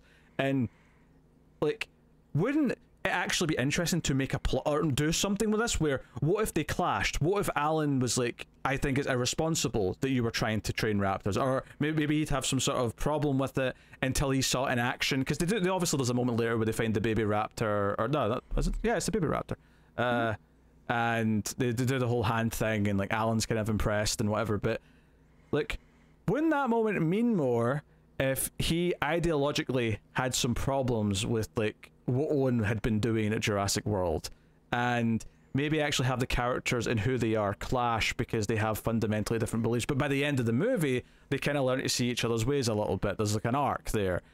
Instead, it's one exchange of dialogue, and then Alan's like, whoa, that's impressive, and it's like they don't do anything with it. It is literally as deep as a fan when they saw saddled up on some raptors together at the end. When a fan saw Jurassic World and said, what if these characters meet? They imagine the first interaction, and that's basically all you get in this movie. They don't do anything with it or like explore any ideas. They meet, it's mentioned, they move on. That's it. And so much of the stuff that happens in the back half of this movie especially is they meet, they acknowledge it, they move on. And that's the story. I don't hate some of the pairings that happen though, like with Ellie gets saved by Owen at one point. I thought that was a good moment. Her and the one of the new characters, Ellie, and one of the new characters. Oh, Alan saving Ian when he grabs his hands, an okay moment. Like, I mean, yeah. I don't think it's shot very well, but conceptually, I think it's an okay moment as an idea. There's a moment where like he has to button up his shirt, and the pilot lady looks at him like, like you can't pull off a shirtless look or whatever. I'm like, yeah. Wink, wink. Yeah, it's another wink, wink that was so unnecessary. I didn't like that. I didn't like the fact, because so they get together. It's like, okay, so there's this like defense system for aircrafts that's turned off. We have to like turn the power off so that it'll automatically turn back on. And I'm like, oh, that's kind of convenient that this is neatly the exact same thing as like the original Jurassic Park where they have to reboot the power. And Ellie's okay, I'll go do that. Or Claire says that, and then Ellie's, I'll go with you. And I'm like, I'm coming with you. So that's exactly what happened in the first movie, because she said that to Muldoon, right? And then, yep. Chris Pratt and that goes off to get the baby raptor. So once again, Ian Malcolm's the one on the walkie-talkie, like with the map and the directions, and like saying this is the he's terrible at it. This is the switches you have to flip, and I'm like, you're just redoing. This is the same problem as Ghostbusters Afterlife. You're just redoing the third act of that. It's the same problem with the Star Wars movies where you're just doing the Death Star again at the end, and you did the exact same plot beats. It's just so. It was a bit much. And I wouldn't be that mad at it if like each of the pairings, again, if we had more room to breathe in this section of the movie, if each pairing had a chance to like actually, I don't know, like bond or like, something, actually do something with the pairings. I thought there was some nice moments between them when they were up there. Like I don't know, when I was watching, like I actually like the way that the old and the new are interacting in this scene. I still think that there are way too many characters in it, especially with new additions also. But during the scenes, I thought it was I genuinely liked the moments of them interacting together and them having to work together and save each other. Yeah, I thought it was too shallow and just like the bare bones. Like there was no thought given to. There's definitely clearly like, okay, we're just doing the first movie again. Also, that I had as well while watching it, but yeah, I didn't think it was too bad. I mean, you have that, but even without them redoing the plot, I felt like they don't really like accomplish any like beats with them. Where, like I say, the Alan and Owen kind of clash would maybe been one of the interesting things I could have like thought of. But I'm not saying that's the one you have to do. I'm just saying, like, do something. I mean, Alan could have said, "Well, yeah, that sounds all right, but like, have you 3D printed a voice box and talked to a raptor before? Because I've done that." That's a good point. He has done that. Yeah, I mean, he didn't work the 3D printer. Let's be fair, he doesn't know how to use a computer. No, he does not. Which is probably especially difficult for him in 2022. The world's really moved into computers. It's a raptor voice box that can also shoot like a gun. Oh dear. Yeah. So. Yeah, team up with BD Wong. It's just about getting to the fancy futuristic chopper. What do you think of BD Wong's hair in this? It's weird to me. I don't know. It's very uncharacteristic for me. He's let himself. He's gone wild with his hair. He's let himself go because he's distraught. Who should have had longer hair in this? Ian Malcolm. That would have made sense to me. I would have loved if because they sort of started his introduction where I liked where it was going, where he was just like this hotshot professor who's just very full of himself, saying a lot of fancy words to a lot of young college girls who are kind of swooning, not really, but like very, very focused on him. I would have loved like a little Indiana Jones thing where like he's just the cool artsy professor, and but then they started showing like dudes and stuff who clearly weren't into him as much, and I don't know, like I wanted him to be the rock star professor of the movie, but then he just turned into regular Jeff Goldblum, but without the sexiness. Yeah, I mean, to be fair, it turned out to be the case, but there was a moment early on I really like rolled my eyes at, when it's right before Ellie and Alan go sneaking off into the secret area, where Ramsey like says, this is the way you want to go. This is where you're supposed to go. That direction is the lift that goes down to the sub-levels that are all secret. And you need a secret pass key thing to get into it. And he holds up his... Yeah. And I thought, either you know that they're doing this and you're working with Jeff Goldblum, or that was horrible. And I'm not... I thought it was horrible, actually. Yeah. I didn't expect the turn afterwards. I'm like, okay, now that horrible scene makes sense. But... it was basically, either you're in on this, or that was terrible. And I like, so, because I still believed at that moment that his character was working for, our evil Dodson villain.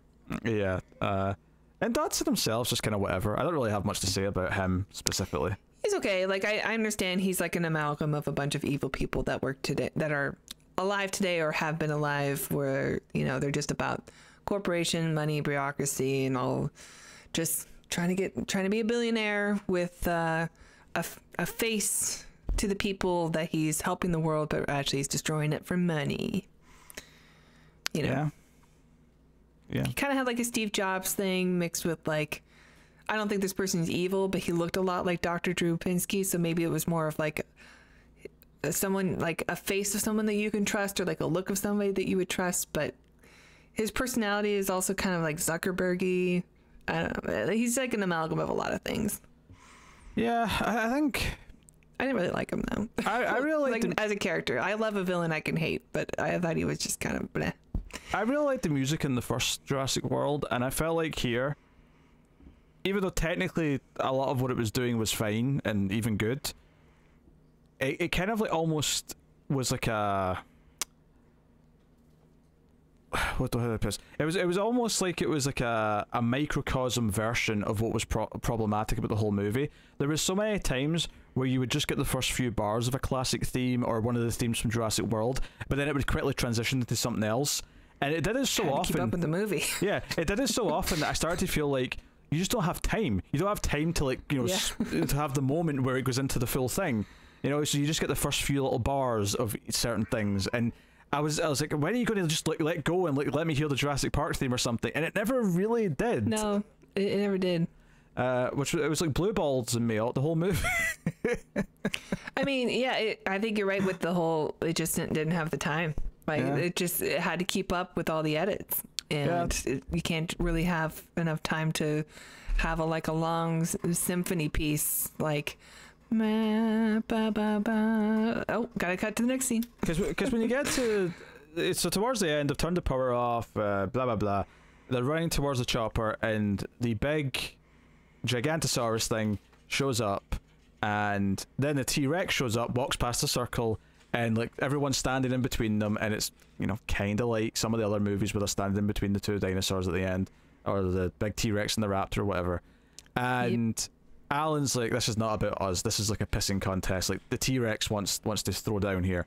So we get like all like 12 of these characters, however many it is, like all sort of like running around and trying to like stay out of the fight as the two dinosaurs are fighting, and it looks like the T-Rex goes down, but then the big bird claw one with the big claws shows up, and the Freddy Krueger dinosaur. It's almost like a meta thing where if there's one thing that they predicted correctly, is that the audience would like the clawed one more than the other one. So the idea that the clawed one teams up with the T-Rex to defeat this big bastard is like, okay, they kind of predicted that we'd probably like this more than the other way around. So, sure. Yeah. So yeah, the end of the fight is the T-Rex bashes or shoves the big Saurus onto the hands of the clawed dinosaur, so it gets impaled. And it's a decent, neat moment. Like I said earlier, though, when they first sort of stormed in and they stared at each other, I'm like, you had one 30-second scene earlier where you scared the T-Rex off. That was the setup for the T-Rex having beef with you. You know, it's everything's so quick and just boom, boom, boom, boom. So it's like, you know, because when you get to the end of Jurassic Park, right, and like they're scared because the raptors are coming after them, and then the T-Rex shows up. You're excited to see the T-Rex because his 2 or 3 scenes, and it only is 2 or 3 scenes, but his 2 or 3 scenes earlier in that film are so iconic and they're so memorable.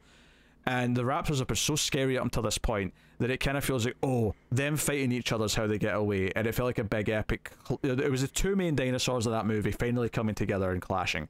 Here, it's like, even the T-Rex, you don't have to establish the T-Rex as much though, because obviously the T-Rex is from the previous movies, but all 3 of these big dinosaurs have only had, like, you know, short scenes separately. Obviously the clawed dinosaur had the best scene with Claire, but they've all only had a little bit. So you don't feel that sensation of, oh, the Titans are about to throw down. Instead, it just kind of feels like, oh, you've not spent enough time building up these dinosaurs. So they feel like an afterthought almost, when the real plot was, you know, stopping the locust and saving the kid and getting away. The dinosaurs are almost just a background to everything at points. So. Yeah, I mean, Jurassic World did this part so well too in the end of the first film, where like the last 15 minutes was just a dinosaur throwdown between alphas, which is what this is trying to do, and it worked so well. You know, all the dinosaurs working together to take out this mutation of this beast and stuff, and it worked as well because the dinosaur that were taken down in that movie was this like monstrosity that was concocted in a lab. It was this, like, you know, not a real species. So it was kind of like, no, the real dinosaurs are going to work together. So it had like a bit enough. You know, the real ones are enough. It had a bit of baked in like sort of messaging or themes just because of that, just because of, you know, what this represented and what they represented. And then also on top of that, on a meta level, these are the 2 dinosaurs that we care about from the first movie, taking out this weird, crappy remake dinosaur. This is the T2 of the T800 coming back to save everybody instead of whereas to be the hero. Here, there's no reason why this bigger dinosaur is more villainous. And he's just scarier because he's bigger. Like, you know, he's still a real dinosaur. He's still You know, he's just as valid. It's just like, it's just a T-Rex with like more spiky bits, and it's maybe, I don't know, 10% bigger. Yeah. So there's not really any reason other than the fact that we like the T-Rex more because it's a T-Rex. We've got a T-Rex. Yeah, we love the T-Rex. Yes. Spared no expense. And we get to see the you know, at the end we get to see the 2 T-Rexes from the Lost World film. But I didn't even click that it was meant to be those. I just said, oh, there's 3 T-Rexes now. Because they said they were bringing stuff from Site B over also. Okay. I guess technically, yeah. I suppose that would make sense that that's those 3. Yeah, because the final shot of the movie is a Triceratops running next to an elephant. Yeah, I kind of like that. It was just like, you know what? We're just going to let nature do its thing, so we get to see like dinosaurs instead of interacting with humans. They're just part of the wildlife now, you know? We've got pterodactyls flying with Canadian geese. We've got the Triceratops marching with the elephants. We've got the mosasaurs swimming with humpback whales and stuff. I'm like, I kind of like this. I wish for our narrator we had what's his face from the Planet Earth series. Oh, Attenborough. Yeah, Attenborough. That would have been a nice little bookend also. Which I don't believe is a relation to the other Attenborough who actually was in Jurassic Park. But, right. That's why I never say the first names, because I'm like, which one's David, which one's Richard? I know, I never remember either. I want to say David is narrator. The narrator and Richards was the actor, but I could be wrong. Biologist, Richard is the actor. I think that's right. I could be wrong though, so I don't want to be too adamant about it. You know, like they mentioned Hammond a couple times, obviously. Ellie says she knew Maisie's mother, which just felt like a bit of like tacked on, like retcon, just to give her a moment with her. You know, we've skipped over just some of the weird little lines that reference the first movie, because there's a lot of them. There's a lot of little ones sprinkled throughout. It's not just lines, it's just shots too. Like there's one where Ellie is looking through a window and we see the T-Rex like open its mouth exactly like it did when it was next to the kids in the car in their first film and stuff. I'm like, just so much, just so many references. It just never ended. I guess I don't really have anything else to say, so you should come back.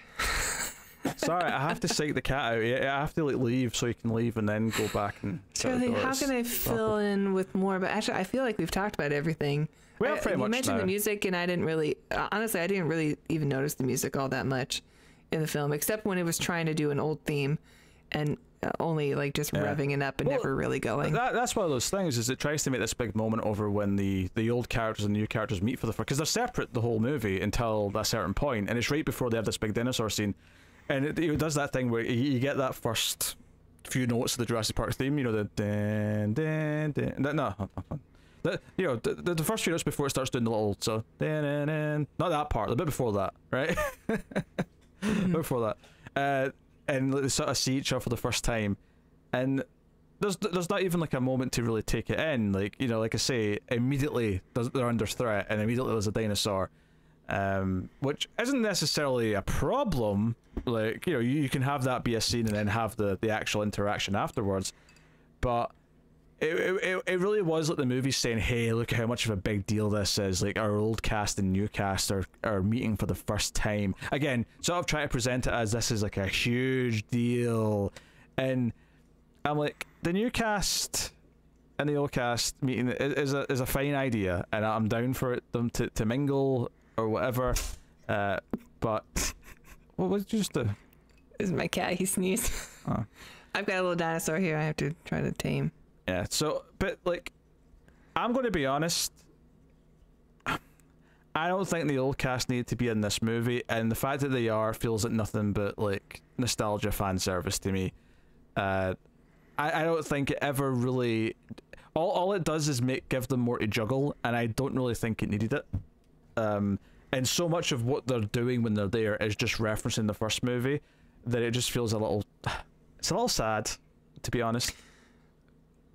I mean, I'm not gonna lie, like, I do enjoy these characters, and I have so much love for the first film that I really love seeing them all again, and seeing them together also. But I do agree that they sort of don't have to be here, and because they are here and there's no real reason for it, it makes me just disappointed that there wasn't anything extra. The only thing that I did really like was I did like that Ellie and Grant got together. Then Ellie and Alan got together at the end. We got a kiss. We've been waiting 30 years for it, you know, and I loved it. I've disagreed. It was such a mistake that they had them separated in the third film. I disagree with this entirely, but we've been over this already. No. I like this. I'm glad it's here. We didn't mention that they kissed, and they do kiss in this film, and I loved it, and I was very excited for it. All right. I do agree that, you know, if you want to bring back the characters, have them have an arc, you know, have them have a reason to be there, have them there to teach people something, or to I don't know, to retcon something that really is important. I mean, hell, if anything, the plot of the last movie would have lent itself to Ellie more, like the idea that this debate of like, should we go and save the dinosaur? I feel like, you know, Ellie, and maybe even Alan to a point, but Ellie certainly would probably have an opinion in that, and that would maybe be a more natural way to bring her into it. Whereas here it's like, oh no, now she's investigating like a conspiracy, and she's going off undercover and sneaking into labs and stuff like she's a spy. Like, I don't know, it doesn't feel like them. It feels like we're doing like other types of movie characters, and it robs them of feeling like the grounded characters they once were, because now they're just doing movie stuff because we have to have them do this because this is the plot we thought up, and not because it actually fits anything that they were in the original film. So I just, like, I don't think they need to be there, and so much of their time is spent wink wink nudge nudge do you remember how great the original film was?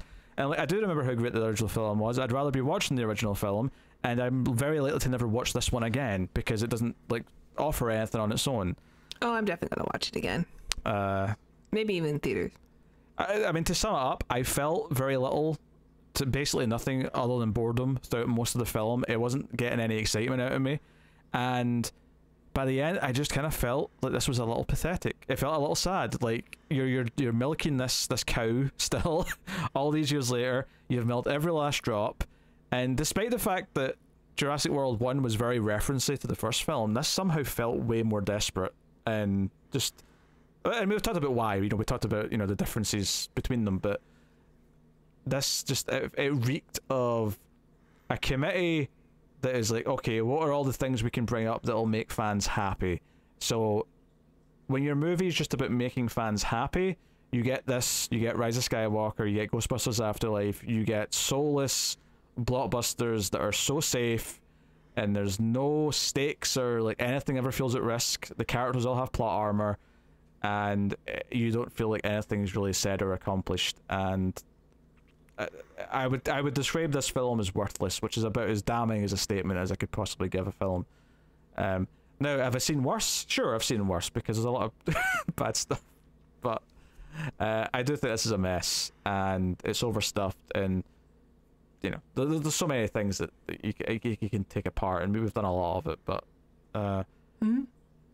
all right, any final thoughts and your rating, if you please? Well, I mean, we brought up the Rotten Tomato score in the beginning because clearly the critics and the audience have very different opinion of the film. And I will say that although there is a lot to criticize and there is reason to dislike this film, the reason the audience score is high is because it's still like there's still a lot of really fun moments, and it is still nice to see like dinosaurs on the big screen and they look great, and there's still a lot of moments in it where I am like super jazzed up. So I'm not going to say that it's the worst movie or like not something I want to rewatch ever again. I was super disappointed when The Lost World came out, and I was just a kid, and I remember thinking like, I can't believe I don't like a sequel to Jurassic Park. Like I like every movie. Anything that gives me a dinosaurs on the screen, and it's Steven Spielberg, and it's all the people that made me like love movies. But there's like this gymnastics scene, and I hated it, and I swore like I'm never going to watch this movie again, but I still watch it, and it is a good movie. Like it probably is, like, other than maybe the first Jurassic World, it is like the best sequel. But I don't know, like this is definitely the most disappointed I felt watching the film, but I won't say that it's unwatchable and that you won't have a good time watching it, because clearly most of the audience does. So I'm going to give it a 6. It's the same what I gave Ghostbusters Afterlife also, because I have a lot of the same issues with this one as that film, and it's not an unwatchable film. Some things are going to make you happy, some things are going to piss you off, but it's a 6. I'm going to give it a 6. I'm happy with that score, and if this is the end of the Jurassic films, okay. It won't be, but it won't be. It deep down in your soul, it won't be. I want a Deadliest Catch, but with the Mosasaur. We got like a tiny little sliver of that. I'm like, oh, this is a good movie. Yeah, I think this movie has a lot of problems on its own, and I think it also has the problems of the trend that these types of movies have right now, and that is stuff like recent Star Wars, Ghostbusters Afterlife, just these safe cash-ins that are designed to just please people and not piss anyone off. And some of them are better made than others. I think this one's also very poorly made. I think it's overstuffed. Spider-Man? Yeah, to an extent. That was better than this, the recent Spider-Man movie, but certainly there's definitely things you could point at in that as well. I think that Spider-Man is a version of it that is like doing a lot of things that you dislike about recent films, but actually did a pretty decent job and like had a reason for old characters to come back, I just felt that this was soulless as I was watching it, and I did not really have fun with it. I felt just kind of uninterested the majority of the time, and I wanted to be into it, and it just kept doing things very early on and never stopped doing things that took me out of the movie, where I could just see the people in the room going, this will make fans happy, this will make fans happy. And I don't think that's how you really make a movie. You don't write a story that way. You write a story because you've got a character arc, you've got a beginning, middle, and end, you have something you want to say with it, you've got a purpose that you're trying to get through with it, an experience you want it to be.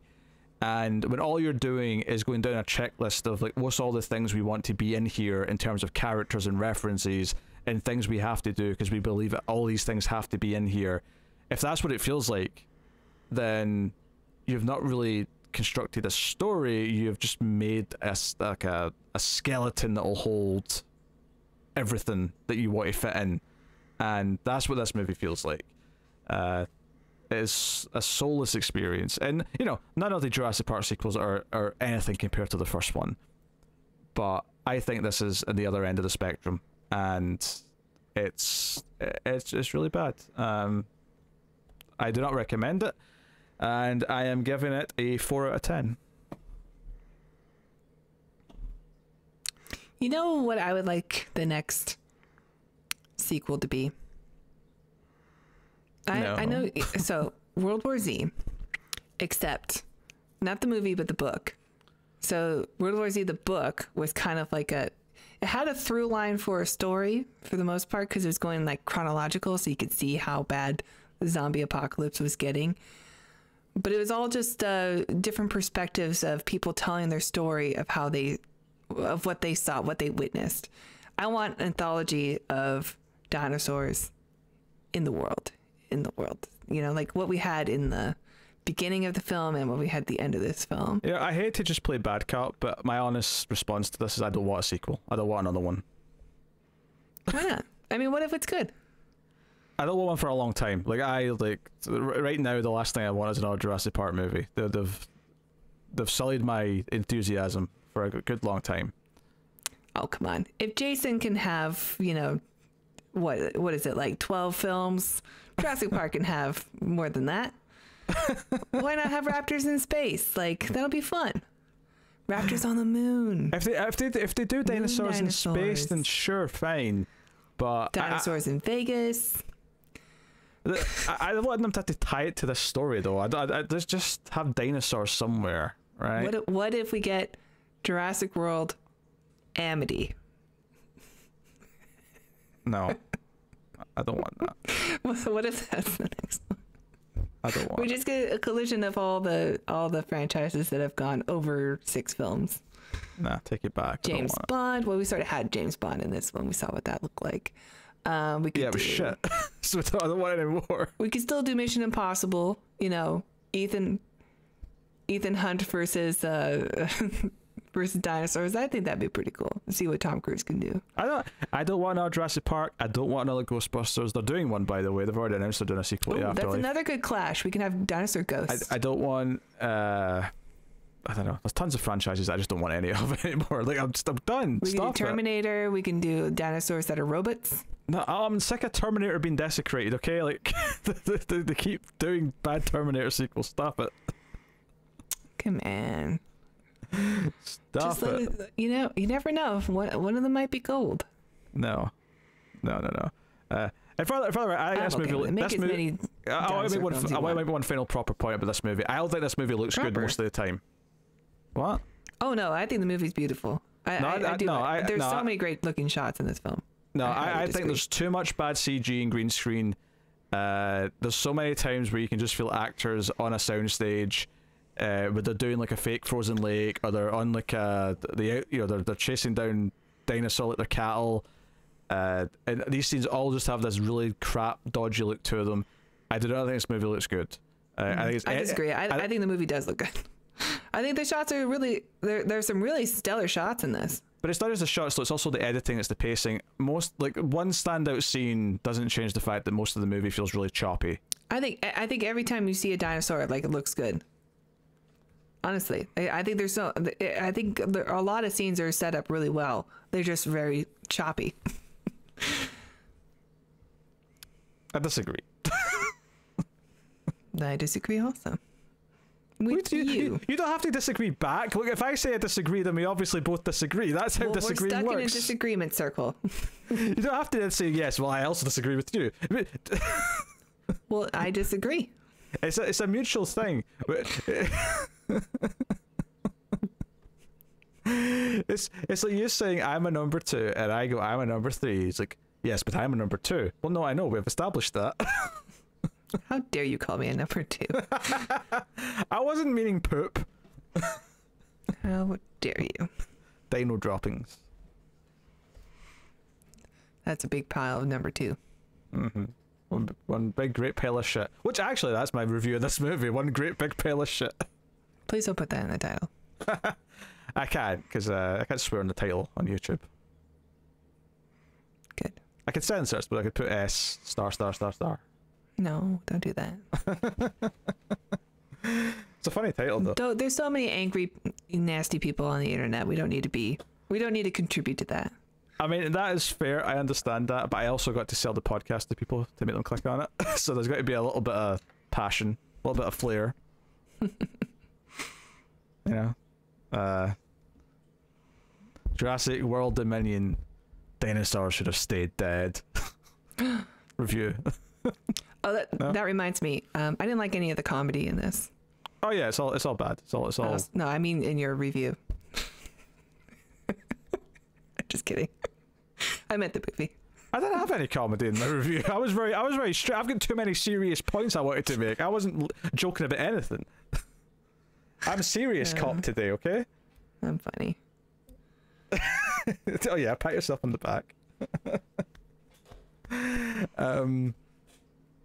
Yeah, okay. I guess we'll wrap it up then. It's a 4 too generous. I don't know. Maybe it is. I'll go with 4. I'll go with the 4 for now. Anyway. 6 out of 10. Thumbs up. You're just too nice a soul. You want to be nice to things. You want to be nice to the movie, even though it's kind of a train wreck. But that, you know, I still enjoyed my time in the theater. It's just, you know, it's just overall disappointing. And, hey, Matt loved it. There's too much of the stuff. But for anyone who wants a positive thought, go check out Matt's Twitter. He loved the movie. Yeah, it checks out. I don't know much about Matt, but I know he loves Kong Skull Island. he tweeted, I hadn't seen the movie yet, but he tweeted, it's at 31% Rotten Tomatoes, and it makes me irrationally upset. And I went and found the tweet earlier today after I saw it. It said, "You're quite right, Matt, it should be lower."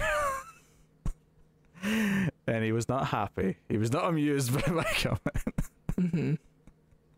Mm-hmm. Oh dear. Okay. We'll do it next week. I think a schlocky. I'm happy with a schlocky Jurassic Park movie. Just give me a simple schlocky movie. But this was overcomplicated and self-indulgent. That's the thing. The references make it feel self-indulgent. Yep. It does. So, yes. Anyway, what were you asking me? What are we doing next week? Lightyear. Another new release? What? Aye, it's another one. That's what we are getting COVID. That is the... Shut up. That is the only reason why I remember what it is because it's another theater release. That's right. So be ready, guys. Go to the movies. I mean, I know it's not going to tie in or anything, but I should probably watch Toy Story 4 before I see it. Just so that I've seen. You should, yeah. It's not a bad watch anyway. Do you know what it is? It's because Toy Story 3 was the perfect ending, and I never felt like Toy Story 4 was needed. And I've not seen it yet. Toy Story 4, when you watch it, you'll say it's still not really needed, but it's not a bad movie. Okay, because Toy Story 3 was like a trilogy. It was perfect. It didn't need to be touched. Everybody knows. So I've just never worked up the stomach to watch 4. But okay, I'll give it a go. I'll try and watch it before I go see Lightyear. Very excited. All right. Well, I will take this time to thank our Patreon producers of the month. So thank you very much to Tyler Hess, Cindy Palacios, David Sharp, Boardnow, Christopher Moy, David Brown, Al Tresman, and Alison M. Fordyce. They are all producers on Patreon. Tara, why don't you tell the people all about Patreon? That's right, Peter. If you enjoy our reviews, please check out our Patreon page. It's patreon.com/MilesBuzzTV, where if you donate as low as $1 per month, you will get access to bonus episodes of The Ace. You can check out all our great favorite movies with Red Brown and Richard Lynch and David Carradine and all the Tremor sequels, Burt Gummer, not the actor's name, like Michael Gross. Yeah, so head on over, check that out for $1 per month. You will get access to quite a few movies, actually. And if you donate $5 per month, you'll get access to our reviews one day early. So if that interests you, check it out. Thank you. Yep, there you go. Great picture. You can also like, subscribe. You can hit the super thanks button on YouTube. You can rate the podcast on iTunes, give it 5 stars. All these types of things help us out a lot, so please do them. Otherwise, make sure you go check out our other content. We review Babylon 5. We're working through that. We're just about to start season 5, so you can go find all the first 4 seasons of that over on MailFuzz TV. Tara does the modern Trek shows as well, so you can see her on the Strange New Worlds reviews. She did Star Trek Picard before, which was very painful for her because it was terrible and she hates to admit when Star Trek's bad, but it's interesting. Which means bad. That when someone is away and admits something's bad but they want to be as nice as possible, it's interesting. I will have a fun time, I think, revisiting it in the future and going, look at this little anomaly in the Star Trek franchise. Anomaly. To boldly go to a Rotten Tomatoes score where no Star Trek shows went before. Well, you haven't seen Enterprise, which I love. I think I'll like Enterprise more than Picard. I think I'll find more charming qualities in that. That's my guess. Yeah. We'll see. That's my guess. So, anyway, that has been the Atomic Serum Experiment. Thank you very much for joining us. We always appreciate it. Keep watching sci-fi and computer at Salsa.